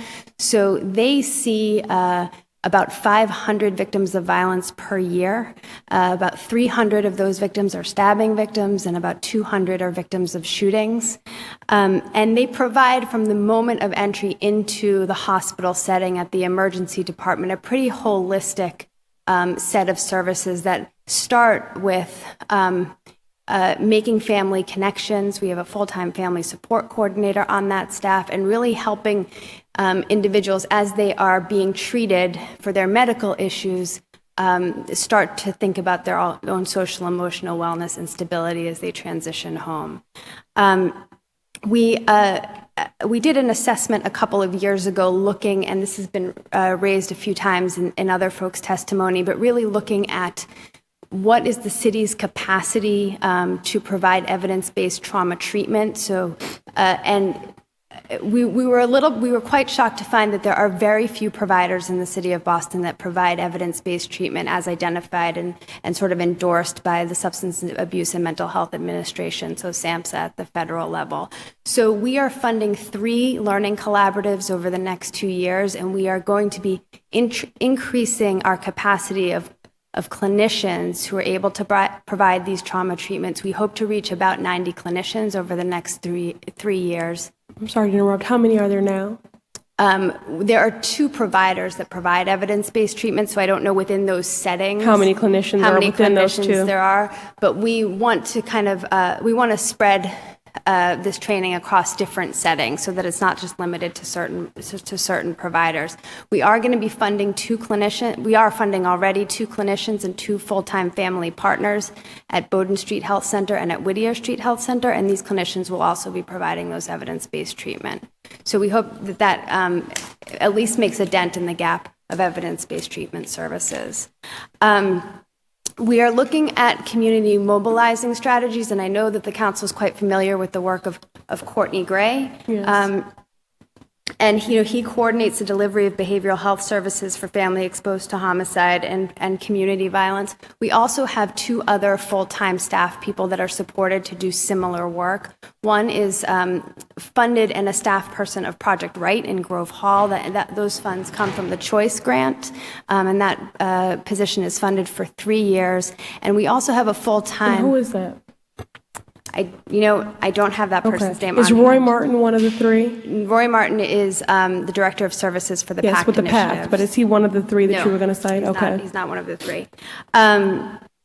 The other person is a full-time staff person within our division, and that's Kim Langhorn-Harrell. She is a licensed clinician, also hired full-time to provide community support in the aftermath of violence, and really provides a lot of healing groups and technical assistance to community organizations about how to respond to their residents in the aftermath of violence. So a lot of both trauma response and building resiliency in advance of an incident happening.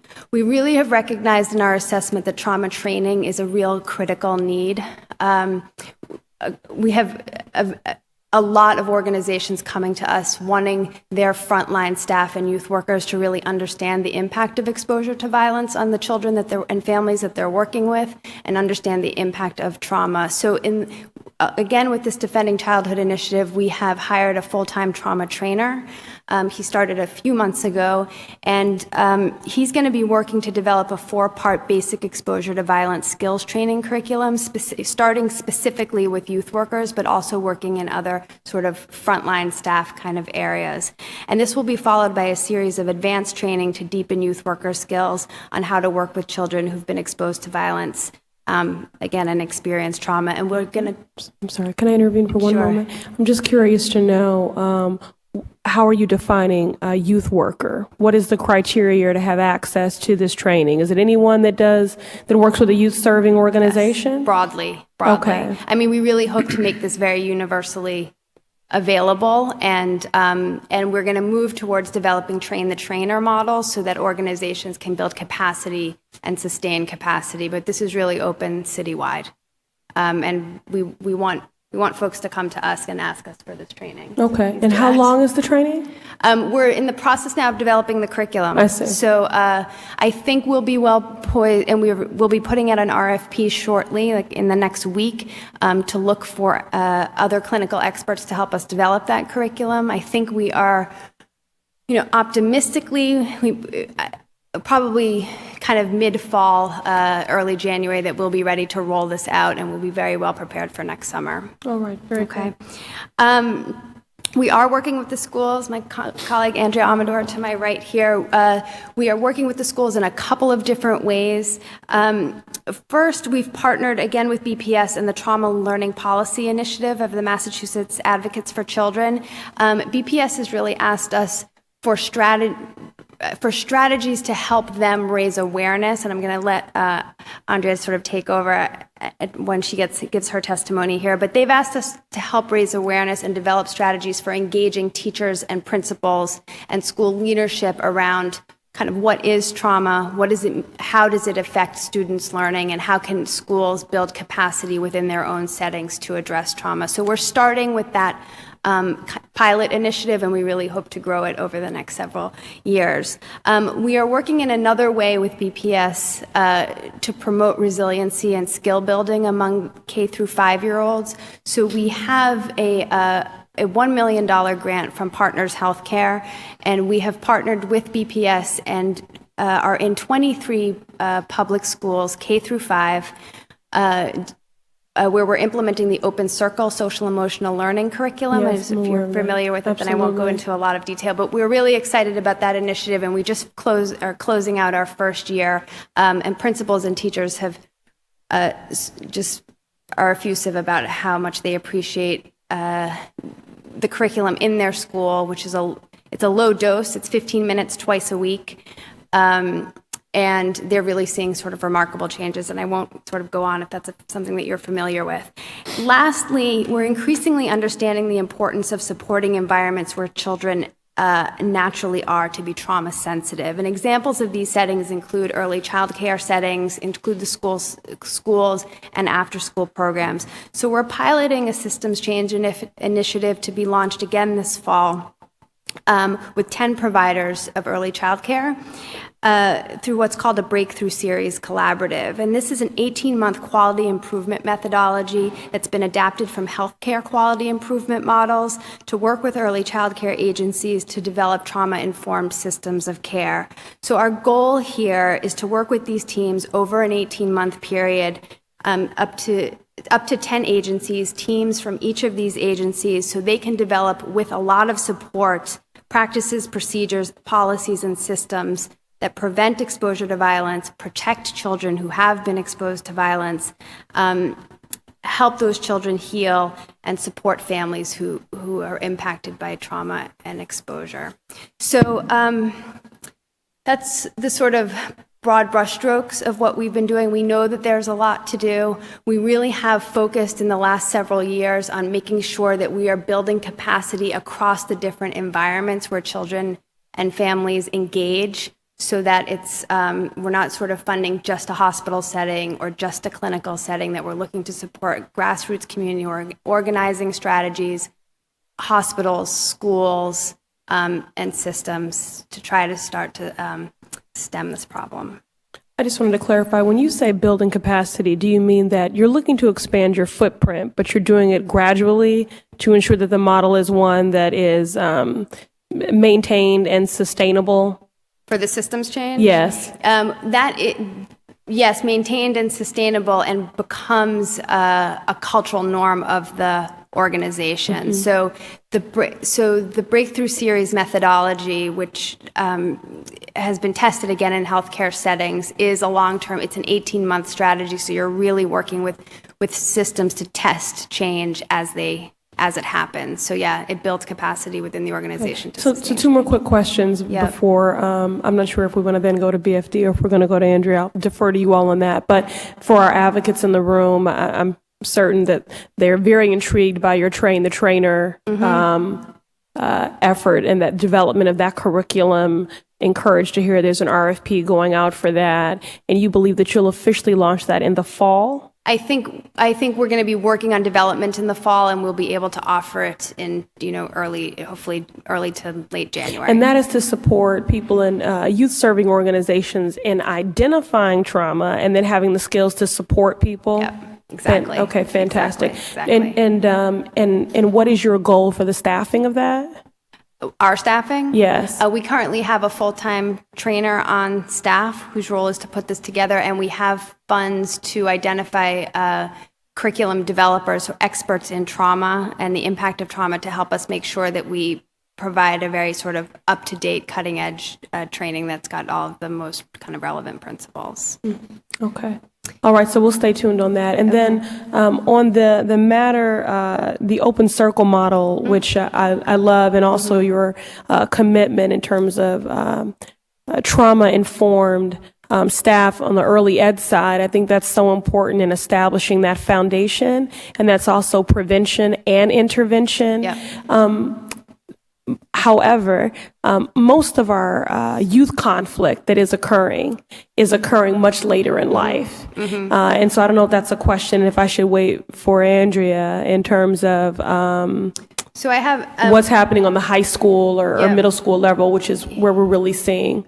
Yeah, we are doing some work at that level, and the PACT initiative is one example when we're sort of working with I'm familiar individuals. with PACT. Okay. But we have a lot of focus on healthy teen relationships and how to work with young people as peer leaders and to engage with other young people about what it means to be what it means to be in a healthy relationship, and how to sort of engage with your peers and your friends in healthy ways.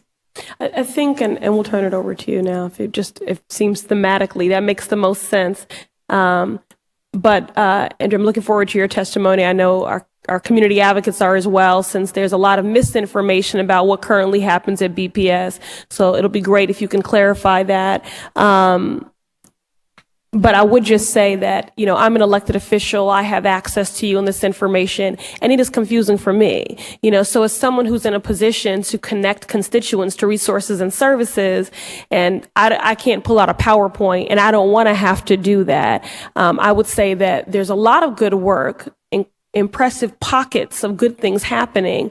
I think the challenge is how to coordinate that and how to convey that in such a way. You're going to meet people where they are, but how do myself and Councilor LaMattina, in a succinct and informative way, let people who are in need know where they go to get help? I still don't feel that I can answer that question, because it seems to be scenario, changing. So I just wanted to offer that. Yeah. Thank you so much. Thank you.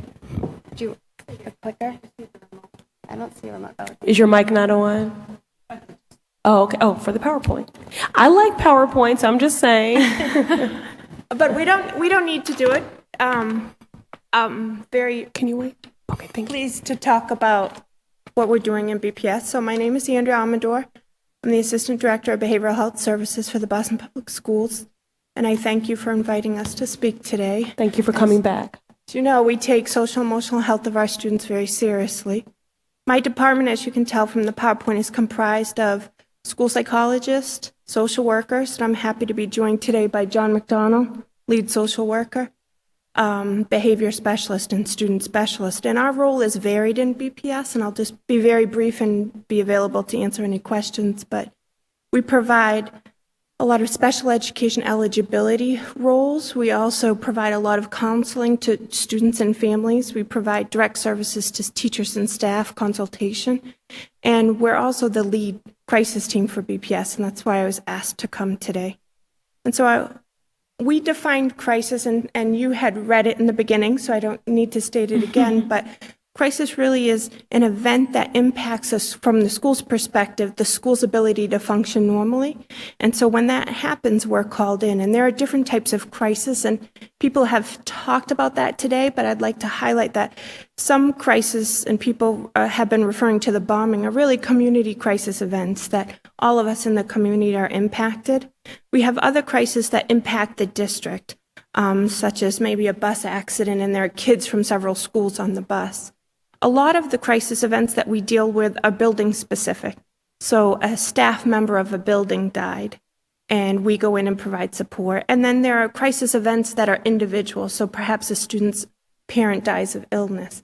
And I think a lot of what we've talked about today is that community event of the bombing, which really gathered people's attention.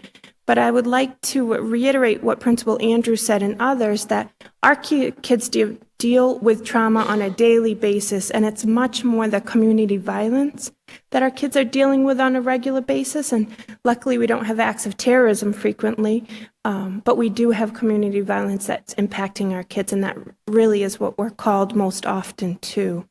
And so what are the services? And I can talk basically about our team. So our team gets called when the school's capacity, the need at the school exceeds the school's capacity to deal with it. Let me state that again. Our crisis team for BPS gets called when a school has a situation that they can't deal with on their own. And who calls you? It varies. So at times we work very closely with Detective Gary French from Boston Police, Detective Tom Saxton. So if they're aware that a situation occurred, they'll let us know. They'll contact Sam DePina or myself directly. Often a principal will give me a call, nights, weekends, holidays, and say, this has happened to a member of our school community. Can you assist tomorrow morning? Superintendent Johnson obviously calls me often, the mayor's office.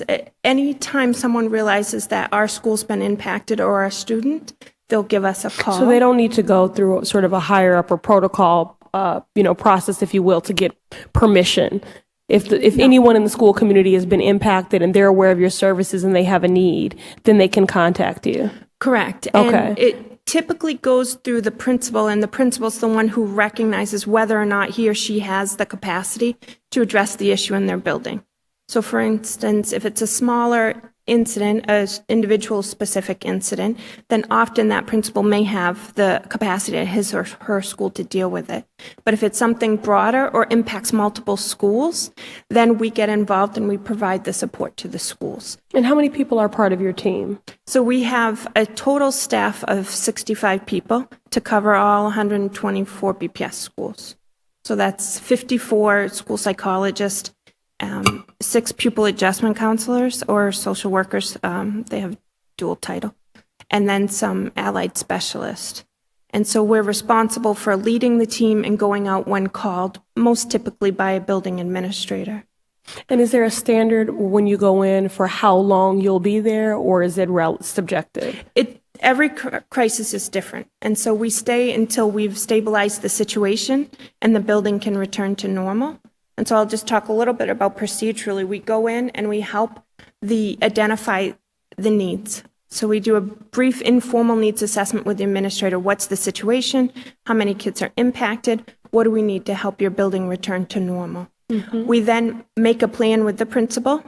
Most often we meet early in the morning with the school staff and articulate that plan, get their feedback on the plan, and address any issues the teachers may see. And then we begin direct service with the students. And as Principal Andrew said before, that service varies greatly depending on the needs. So with the kids most directly impacted, those children will receive individual or very small group services. Mm-hmm. Classmates, for example, of a victim might have a group counseling session. And then kids in the school may have a more informational session. We also work closely with parents and are available for parents and teachers during the day to give them information they need to address the needs of their children or their students. Mm-hmm. We also work with the administrator to create communications for the parents so they realize what's going on in the building, what supports are available, and contact information if they feel. We send information to let the parents know what to be on the lookout for, and they give contact information. So all the parents All are parents in are it. contacted by letter or something to say, if you weren't aware this event occurred, your child may be experiencing trauma, it would look like this, okay? When it's, all parents are told when it's appropriate to do so. There've been some traumas where that's not appropriate. And then we stay in the school, to answer your question, as long as they feel that they need us to return to normalcy. And once the school's starting to return to normalcy, then we pass the baton to the school-based staff, and they're responsible for that follow-up care. Our staff are housed in every school, so often our staff take the lead in making sure that those kids that are identified as needing extra resources either get them within the school or we turn to our community partners and help coordinate additional care for those students. I'll tell you just briefly about the training we have to do our work. As others have, we've gotten extensive training to conform with best practices for crisis intervention at school-based teams. Myself, John, and members of our staff have been trained in the PREPARE model, which is an intensive crisis intervention model for school-based personnel. I myself have been trained by the FBI and FEMA on how to do school-based crisis interventions. We, like others, have been trained by Dr. Robert Macy on psychological first aid. And we've also been trained in CPI, which is a crisis prevention. So we take the services that we offer very seriously, and we maintain our certifications to ensure that we're doing the best work possible and the kids, therefore, are less traumatized by what's happened. I'll also just say that we've learned a lot of lessons over the last several years. On average, we attend more than 50 critical events at a district level each year. And so we've, over the years, done hundreds and hundreds of critical interventions, and we've learned several things. We've learned that when partnerships exist between the agency partners I have with me today and the schools and our community mental health partners, that's the best case scenario for the schools. Children respond better when the response is coordinated and the school staff feel supported. We've also learned that children are much more resilient than adults, and that adults need a lot of support, as Principal Andrews said, in recovering from it. Often teachers can personalize and say, what if that was my child? Or they've had an event where it was their child. And so we're learning better on how to support our school staff so they can better support kids. We've also learned that when a violent event occurs in our community, it's not one family impacted, it's many families. And those many families have kids in many schools. So, we've all seen where an event happens and the news goes to one building and puts the picture of a school on the news and says, well, the crisis teams are at this school. In actuality, most of those crises were at multiple schools because the siblings are spread across schools, the cousins are spread across schools. And so one critical event really can impact many of our schools. So we've learned to try to, as best we can, find out which children were at a scene of an event, where do they go to school, do they have siblings or girlfriends or boyfriends at the high school level, and do the best we can with the information we have. And I think that's I think that's the crux of the problem here, because whether you're 1 degree or 6 or 16 degrees of separation from that, you're still affected, and most people don't know they're affected. So for our young people who, albeit resilient, many of them will not identify that they are in crisis, disclose, and seek help. And to your point about the children are more resilient than the adults, well, the best gift we can give a young person is a stable adult. So, and the cycle just repeats. And so this is why I'm really, striving to get a better grasp of the incredible services that are already available. What are their gaps? How do we close them? And how do we strengthen and maximize what you're already doing so well? But I think many are not aware. Right.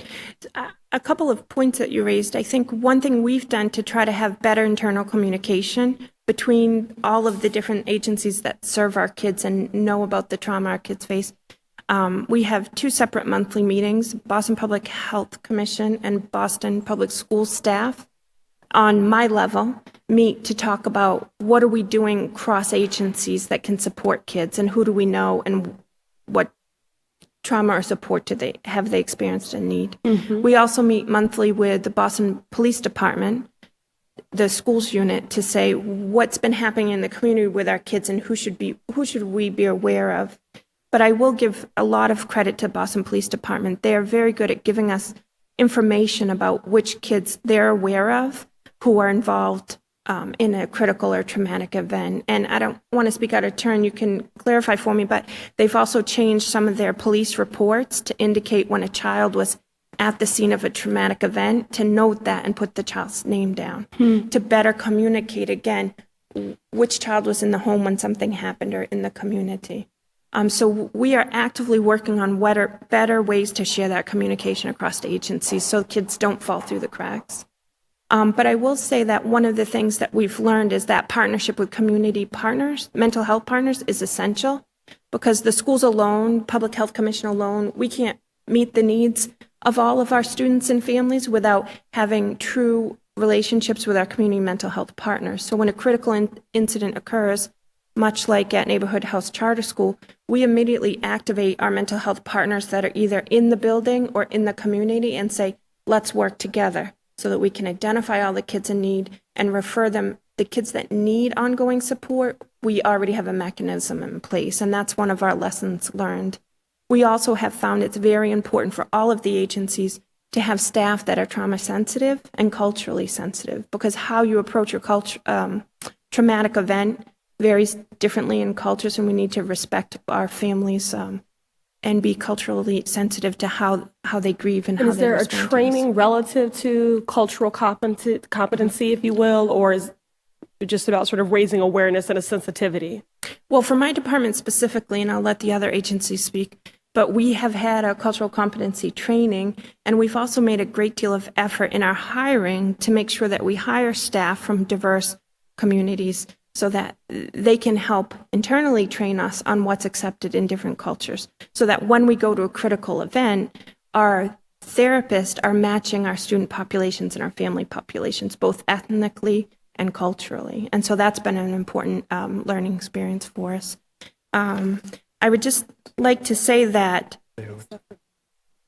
we have several partners, and I did have a slide, but you've heard from many of them. So this work doesn't happen alone in isolation for any of our agencies. So when we go to a crisis event and we recognize that a student or a family needs additional support, we have ongoing authentic relationships, and these are just to highlight a few of them, with all of these agencies, so we can turn and try to get immediate services for kids.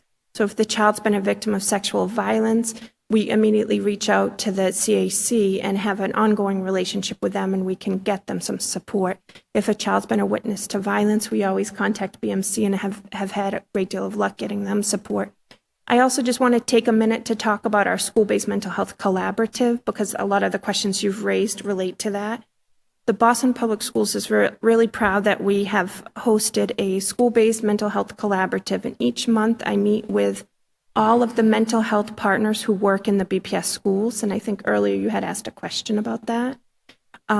So every agency who has a clinician in BPS schools meet monthly, and we talk about the best practices for care, we talk about crisis intervention, we talk about trauma responses, and we talk about building capacity in our schools to meet the needs of our kids. And because we have this authentic and ongoing relationship with them, when a crisis occurs, I have a list of 25 agencies and all their related staff, over 250 mental health counselors at the disposal to try to get resources for kids.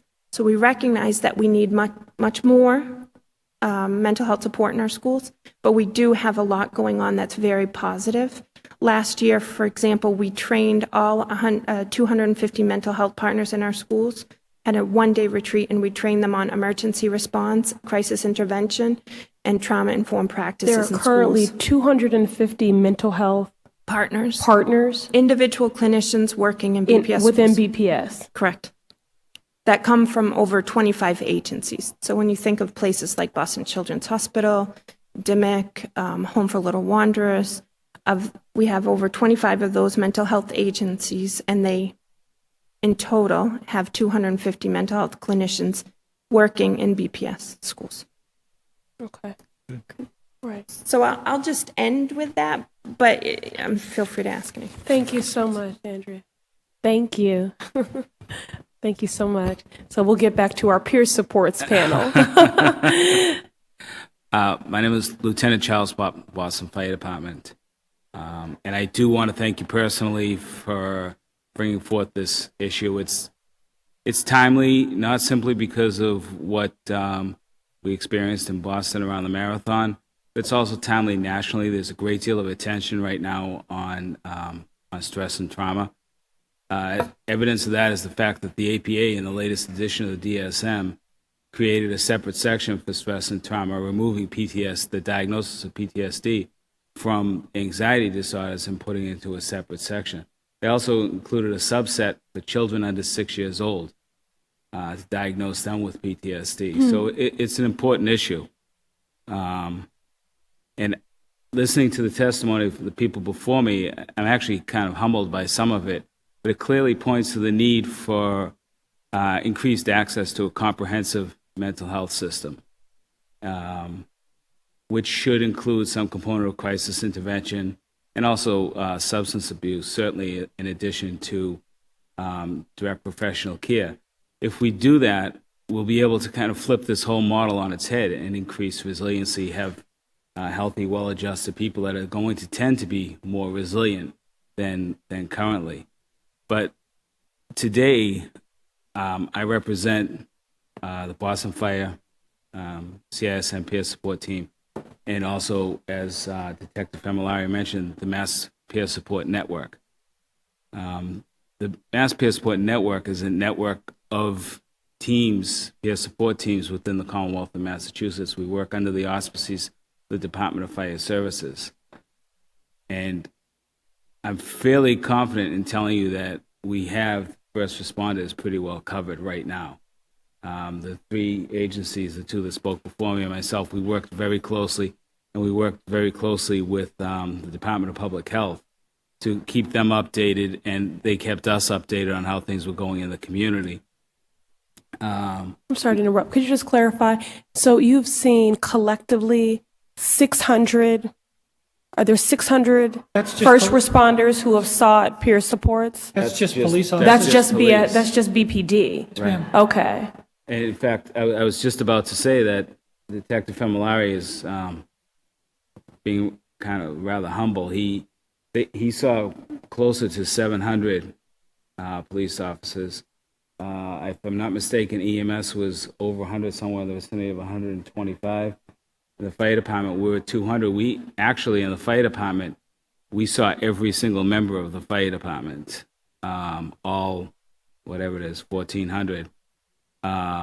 We went out into the firehouses and met every single member of the department to make them aware of what they can expect, make them aware of some ways that they can address what they're going through, and basically to just kind of normalize the effects that they're experiencing.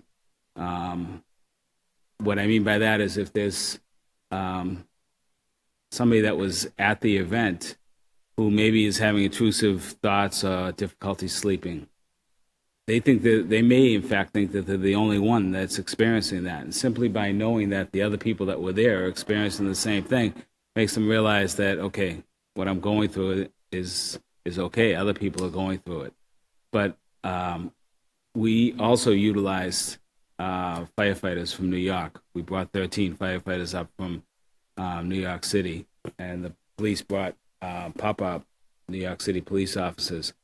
And they because of what we do is so strongly peer-driven, because the peer identity in first responders is so strong. Any type of treatment or any type of help is most effective if it's peer-driven. Certainly the initial type of help is most effective peer-driven.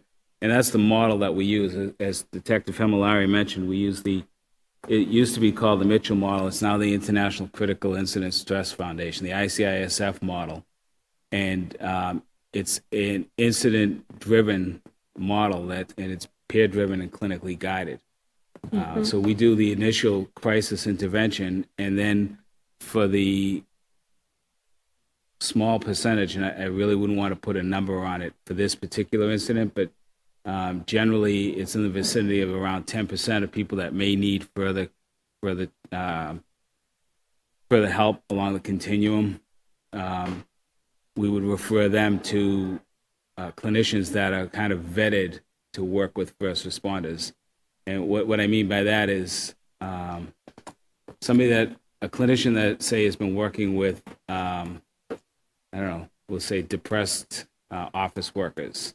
They may be the best clinician in the world working with depressed office workers, but for a police officer, an EMT, or a firefighter to sit before them, they may not be able to have the necessary insight to have a good therapeutic relationship. So, can I just ask, recognizing, I think you said that sort of in creating a normalized environment and letting them know they're not alone and other people are going through the same sort of trauma that you are experiencing, typically that does not begin to show up until you're 6 months in. Is that correct? Oftentimes, people will start to recognize that the problems may have always been there. They just haven't recognized it. And typically, it can be later on, 6 months or even longer, when they realize that this is responsible for why I've been doing whatever behavior. Right around now is the time that we do kind of see an uptick in utilizing our services, because as everything kind of calms down, people start to realize what's going on. And typically what will happen, again, with that peer component is so strong among first responders, that if somebody sticking with the fire department, in a firehouse accesses help, other people in that firehouse will see that and then be more willing to also take advantage. That's a positive peer pressure. It is. Yeah. And so you don't find in this current day that there is sort of a shame or a stigma in seeking out that help? It's less than it used to be, but there still can be a stigma, and there still can be a reluctance to seek help. In my own experience among firefighters, both in Boston and, we service pretty much everyone within 128, and there can be a reluctance. I've been doing this for a long time, and I do see that reluctance diminishing. And the people in the military that I know that do this type of work or do professional counseling in the military will say the same thing, that even in the military for us has been huge, because there's so much attention right now to PTSD in the military and getting help for veterans that trickles down to the police and the fire department, just simply through we hire such a large percentage of veterans, so that it also helps to improve their approach towards accessing care. Thank you. Could I address the stigma issue just from the police perspective? What we've found is a certain percentage of people may be affected by a critical incident, certain percentage may not be. So what we've done in hopes to eliminate the stigma is to bring all of the people involved in a critical incident in together. That way you're not singling out one person as being exposed or not exposed to the incident. Bring everybody in, let them share like experiences, and it will kind of take off. We've found that it's been very helpful in removing that stigma to bring everybody in. Yeah, and I just wanted to say one thing when you were talking about the military, when we were talking before about the importance of having clinicians that are established or vetted and working with emergency service personnel. A lot of it does come from the military, and a lot of the trauma interventions that they use are ones that they use in the military, which pretty much is keeping frontline people on the front lines, which goes along with our rescue personality, if you will. That's how we think. Long-term therapy most times does not work for people in emergency services. We're just maybe off our mark a little bit.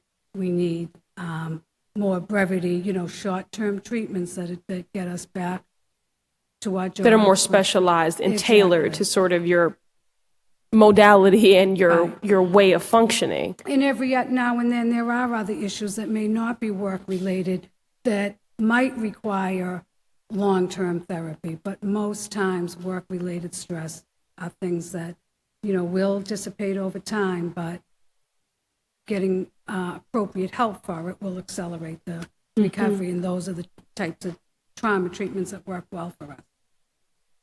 Now, I'm just wondering, because I was at the scene during the Boston Marathon and saw a lot of fear in a lot of people's faces.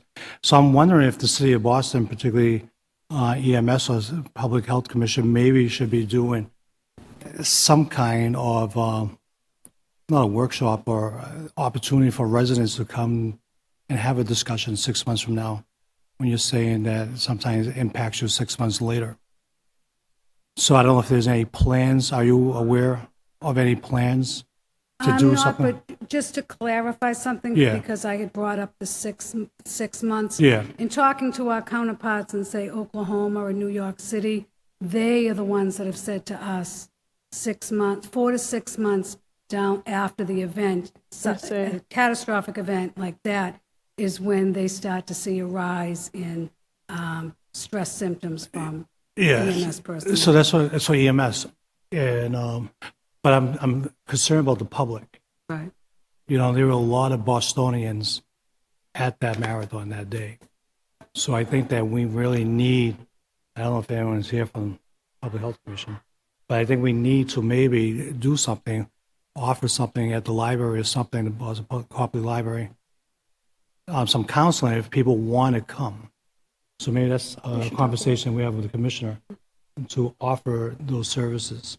Because I think that might be helpful. I mean, I was with Representative Aaron Michaelwitz, and I talked to him about maybe going to see counseling because he had a hard time for weeks. I mean, thank God he's doing better. And how men, they want to be strong, and sometimes stigma about going to counseling. But I think we need to do that. So I don't know how we do that. But just a question I have for the first responders. As I mentioned earlier, my cousin was murdered, and I remember cleaning the blood.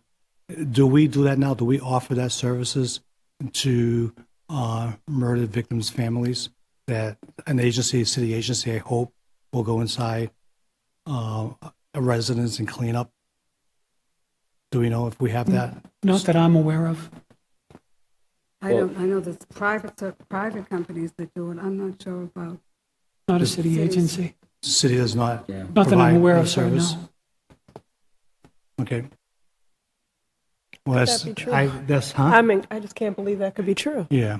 I thought. I'm just. No, I'm just curious. No, I mean, I no. just- We believe what you're we believe. saying. I'm just in curious disbelief that- that we could have families cleaning up the scene after Yeah. they've lost a loved one on their street, on their porch, in their house. Tragic. So I know we do the streets.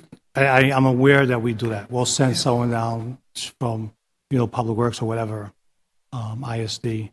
I think it's ISD, Special Service Department. But I was just curious if we do clean crime scenes. And I was only stating my personal knowledge that no, All right. I'm not aware. So that's something we need to check out. I have no other questions. All right, I just want to say thank you just for what you do every day, your sacrifice, your service, your compassion, your sensitivity, and just thank you for the peer support you've been providing to get your fellow brothers and sisters really on a pathway to healing for themselves, but also so that they can continue to do the very brave work that they do on the front lines every day. So I just want to say thank you, and also for what you're doing on different front lines, but certainly no less, traumatic, and just as noble. And I thank you. This has been incredibly informative for us, and I have seen our advocates in the back taking copious notes, and so I presume we'll be having many more conversations about this. Thank you for being here today. Are you Catherine Pine? Yes, All right. So if you could please bring that back to the commissioner in I would. regards to. I would wrote it down. Yep, I'll Thank bring you. it back. I Absolutely. didn't realize. Yeah. All right. Thank you. Thank you. So, So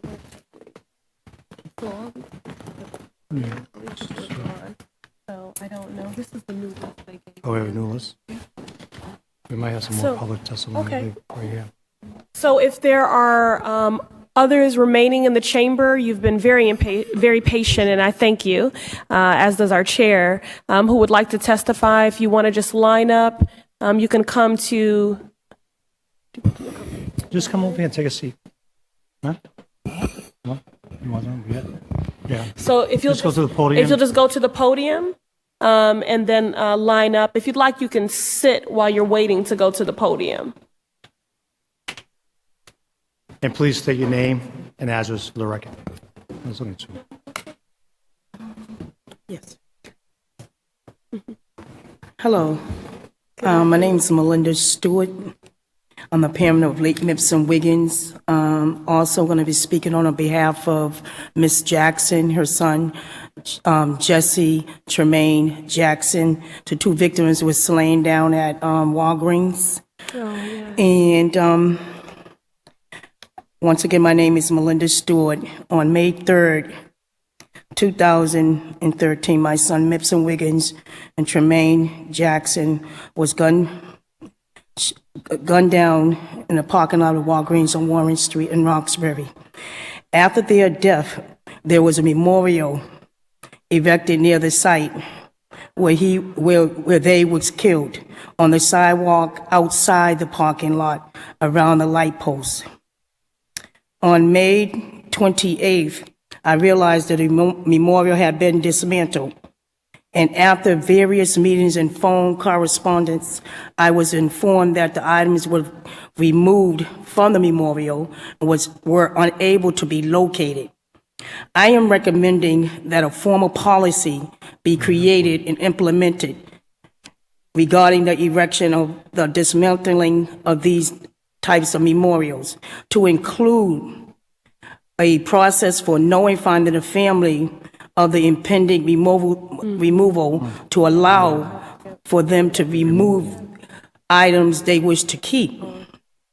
In dealing with the sudden horrific nature of my son and Tremaine death, realizing not only that the memorial was gone, but the extremely sentimental items was removed and lost forever, has caused such extreme difficulty for my family and I and Miss Jackson and her family.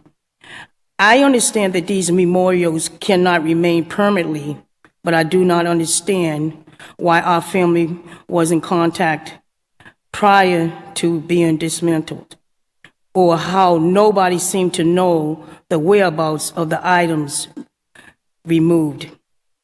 It is devastating to think how many other families have dealt with the similar losses and subsequent difficulties with the memorial sites. This is why I believe that the policy needs to be set in place to ensure that the streamlined process is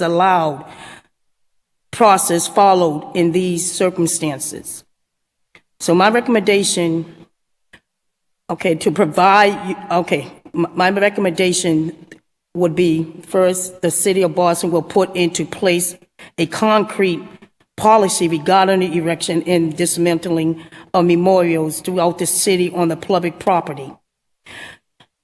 Such a policy would outline the specific timeframes, allow for these memorials to remain on a public property throughout the community.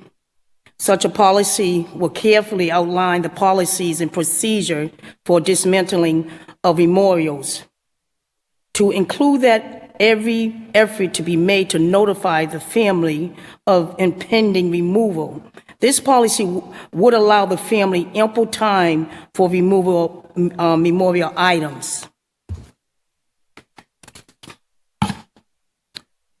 I thank you all for taking the time to hear my petition today. I'm still reeling from the loss of my son and Tremaine. I'm aware that nothing I do can bring them back.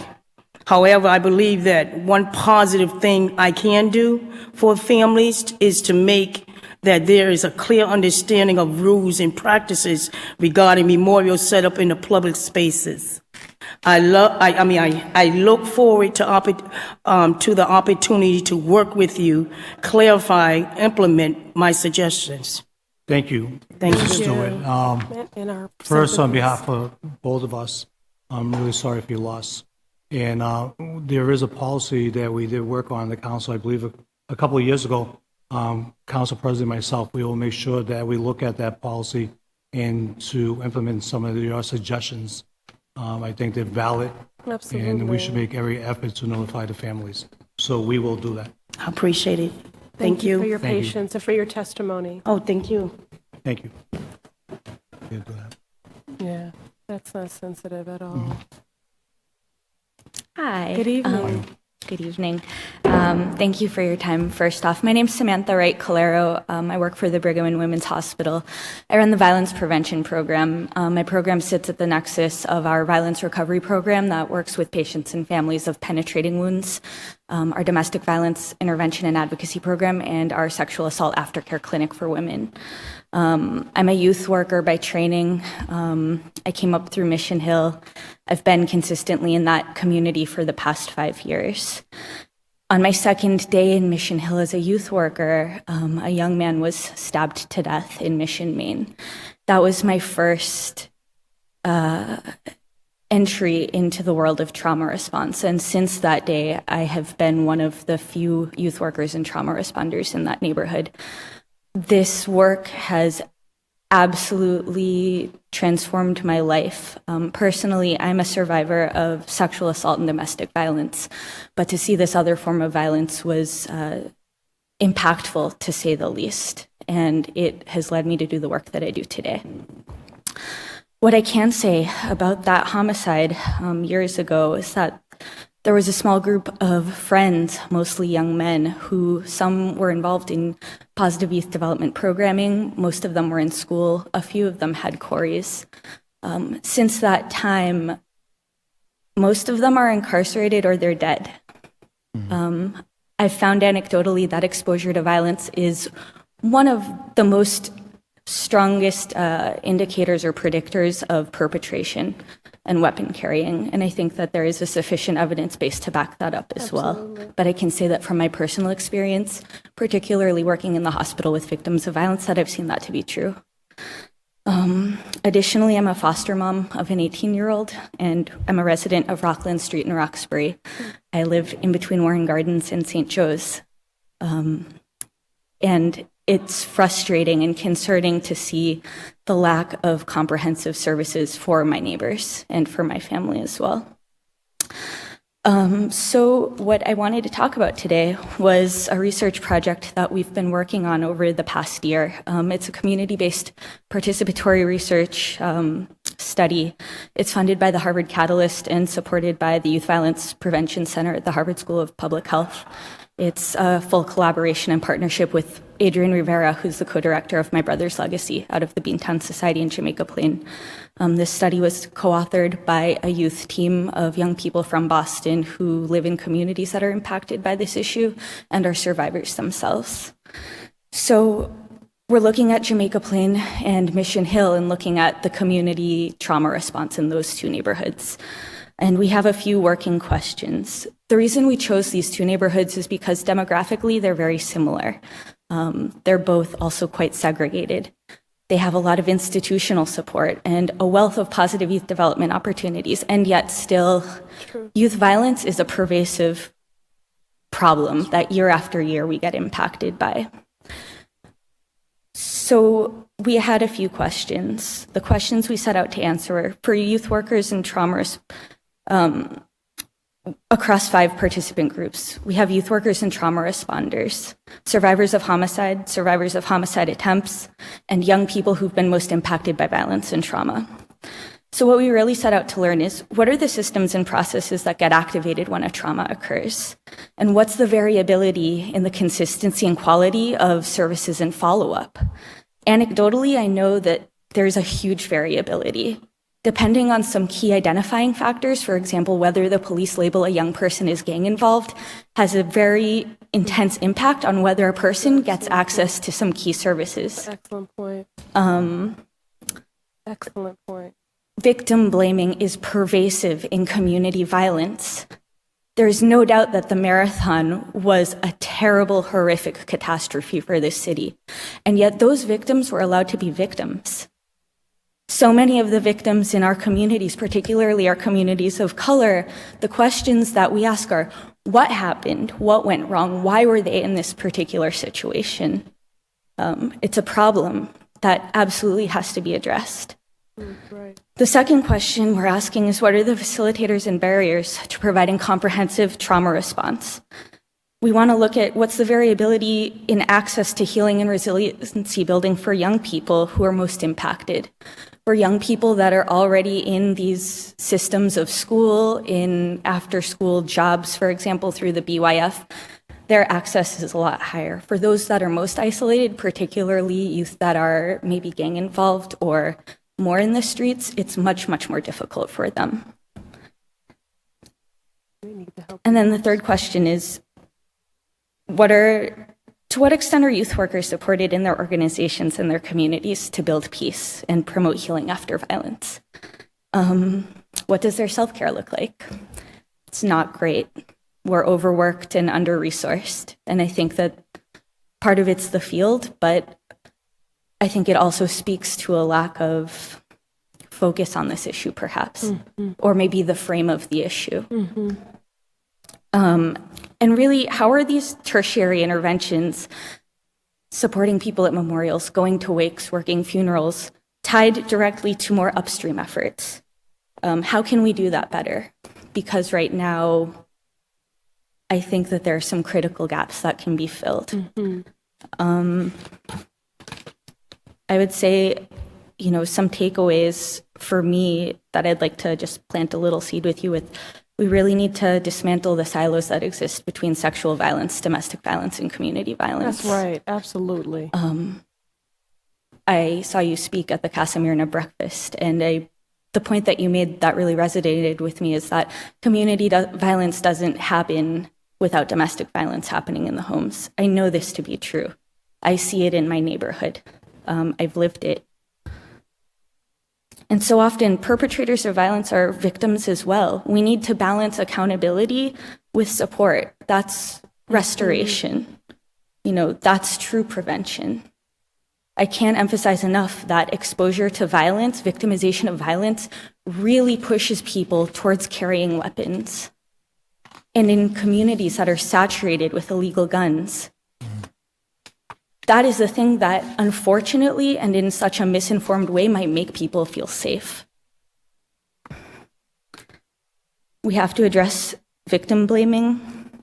And I hope with my work and also with our partners' works as well, that we'll begin to dismantle some of the silos between institutions, between the hospitals, for example, the one that I work for, and the Boston Public Schools, and so many of the other critical partners, because I think sometimes it puts up more walls than it serves. Thank you. Yeah, so thank you. Thank you. Fantastic, thank you. Thank Appreciate you so it. much. Does anyone else care to testify? Thank you. Council Presley, closing remarks. I'm not sure what else I can say. I've been so humbled by the sharing that has happened in this space and the information that we've received. And I look forward, Councilor LaMattina, to partnering with you on some of the takeaways and the things that we've learned in this. And so although shortly the chair will adjourn this hearing, this does not mean that the work will end because it is really only just beginning. Thank you again, Council Presley, for offering this resolution. And like I said, for me personally, I think we have an opportunity to do something about it. And as I listen to the mothers and listen to the pain that they experience, Yes. and hopefully we can make a difference in the city of Boston to address some of their pain.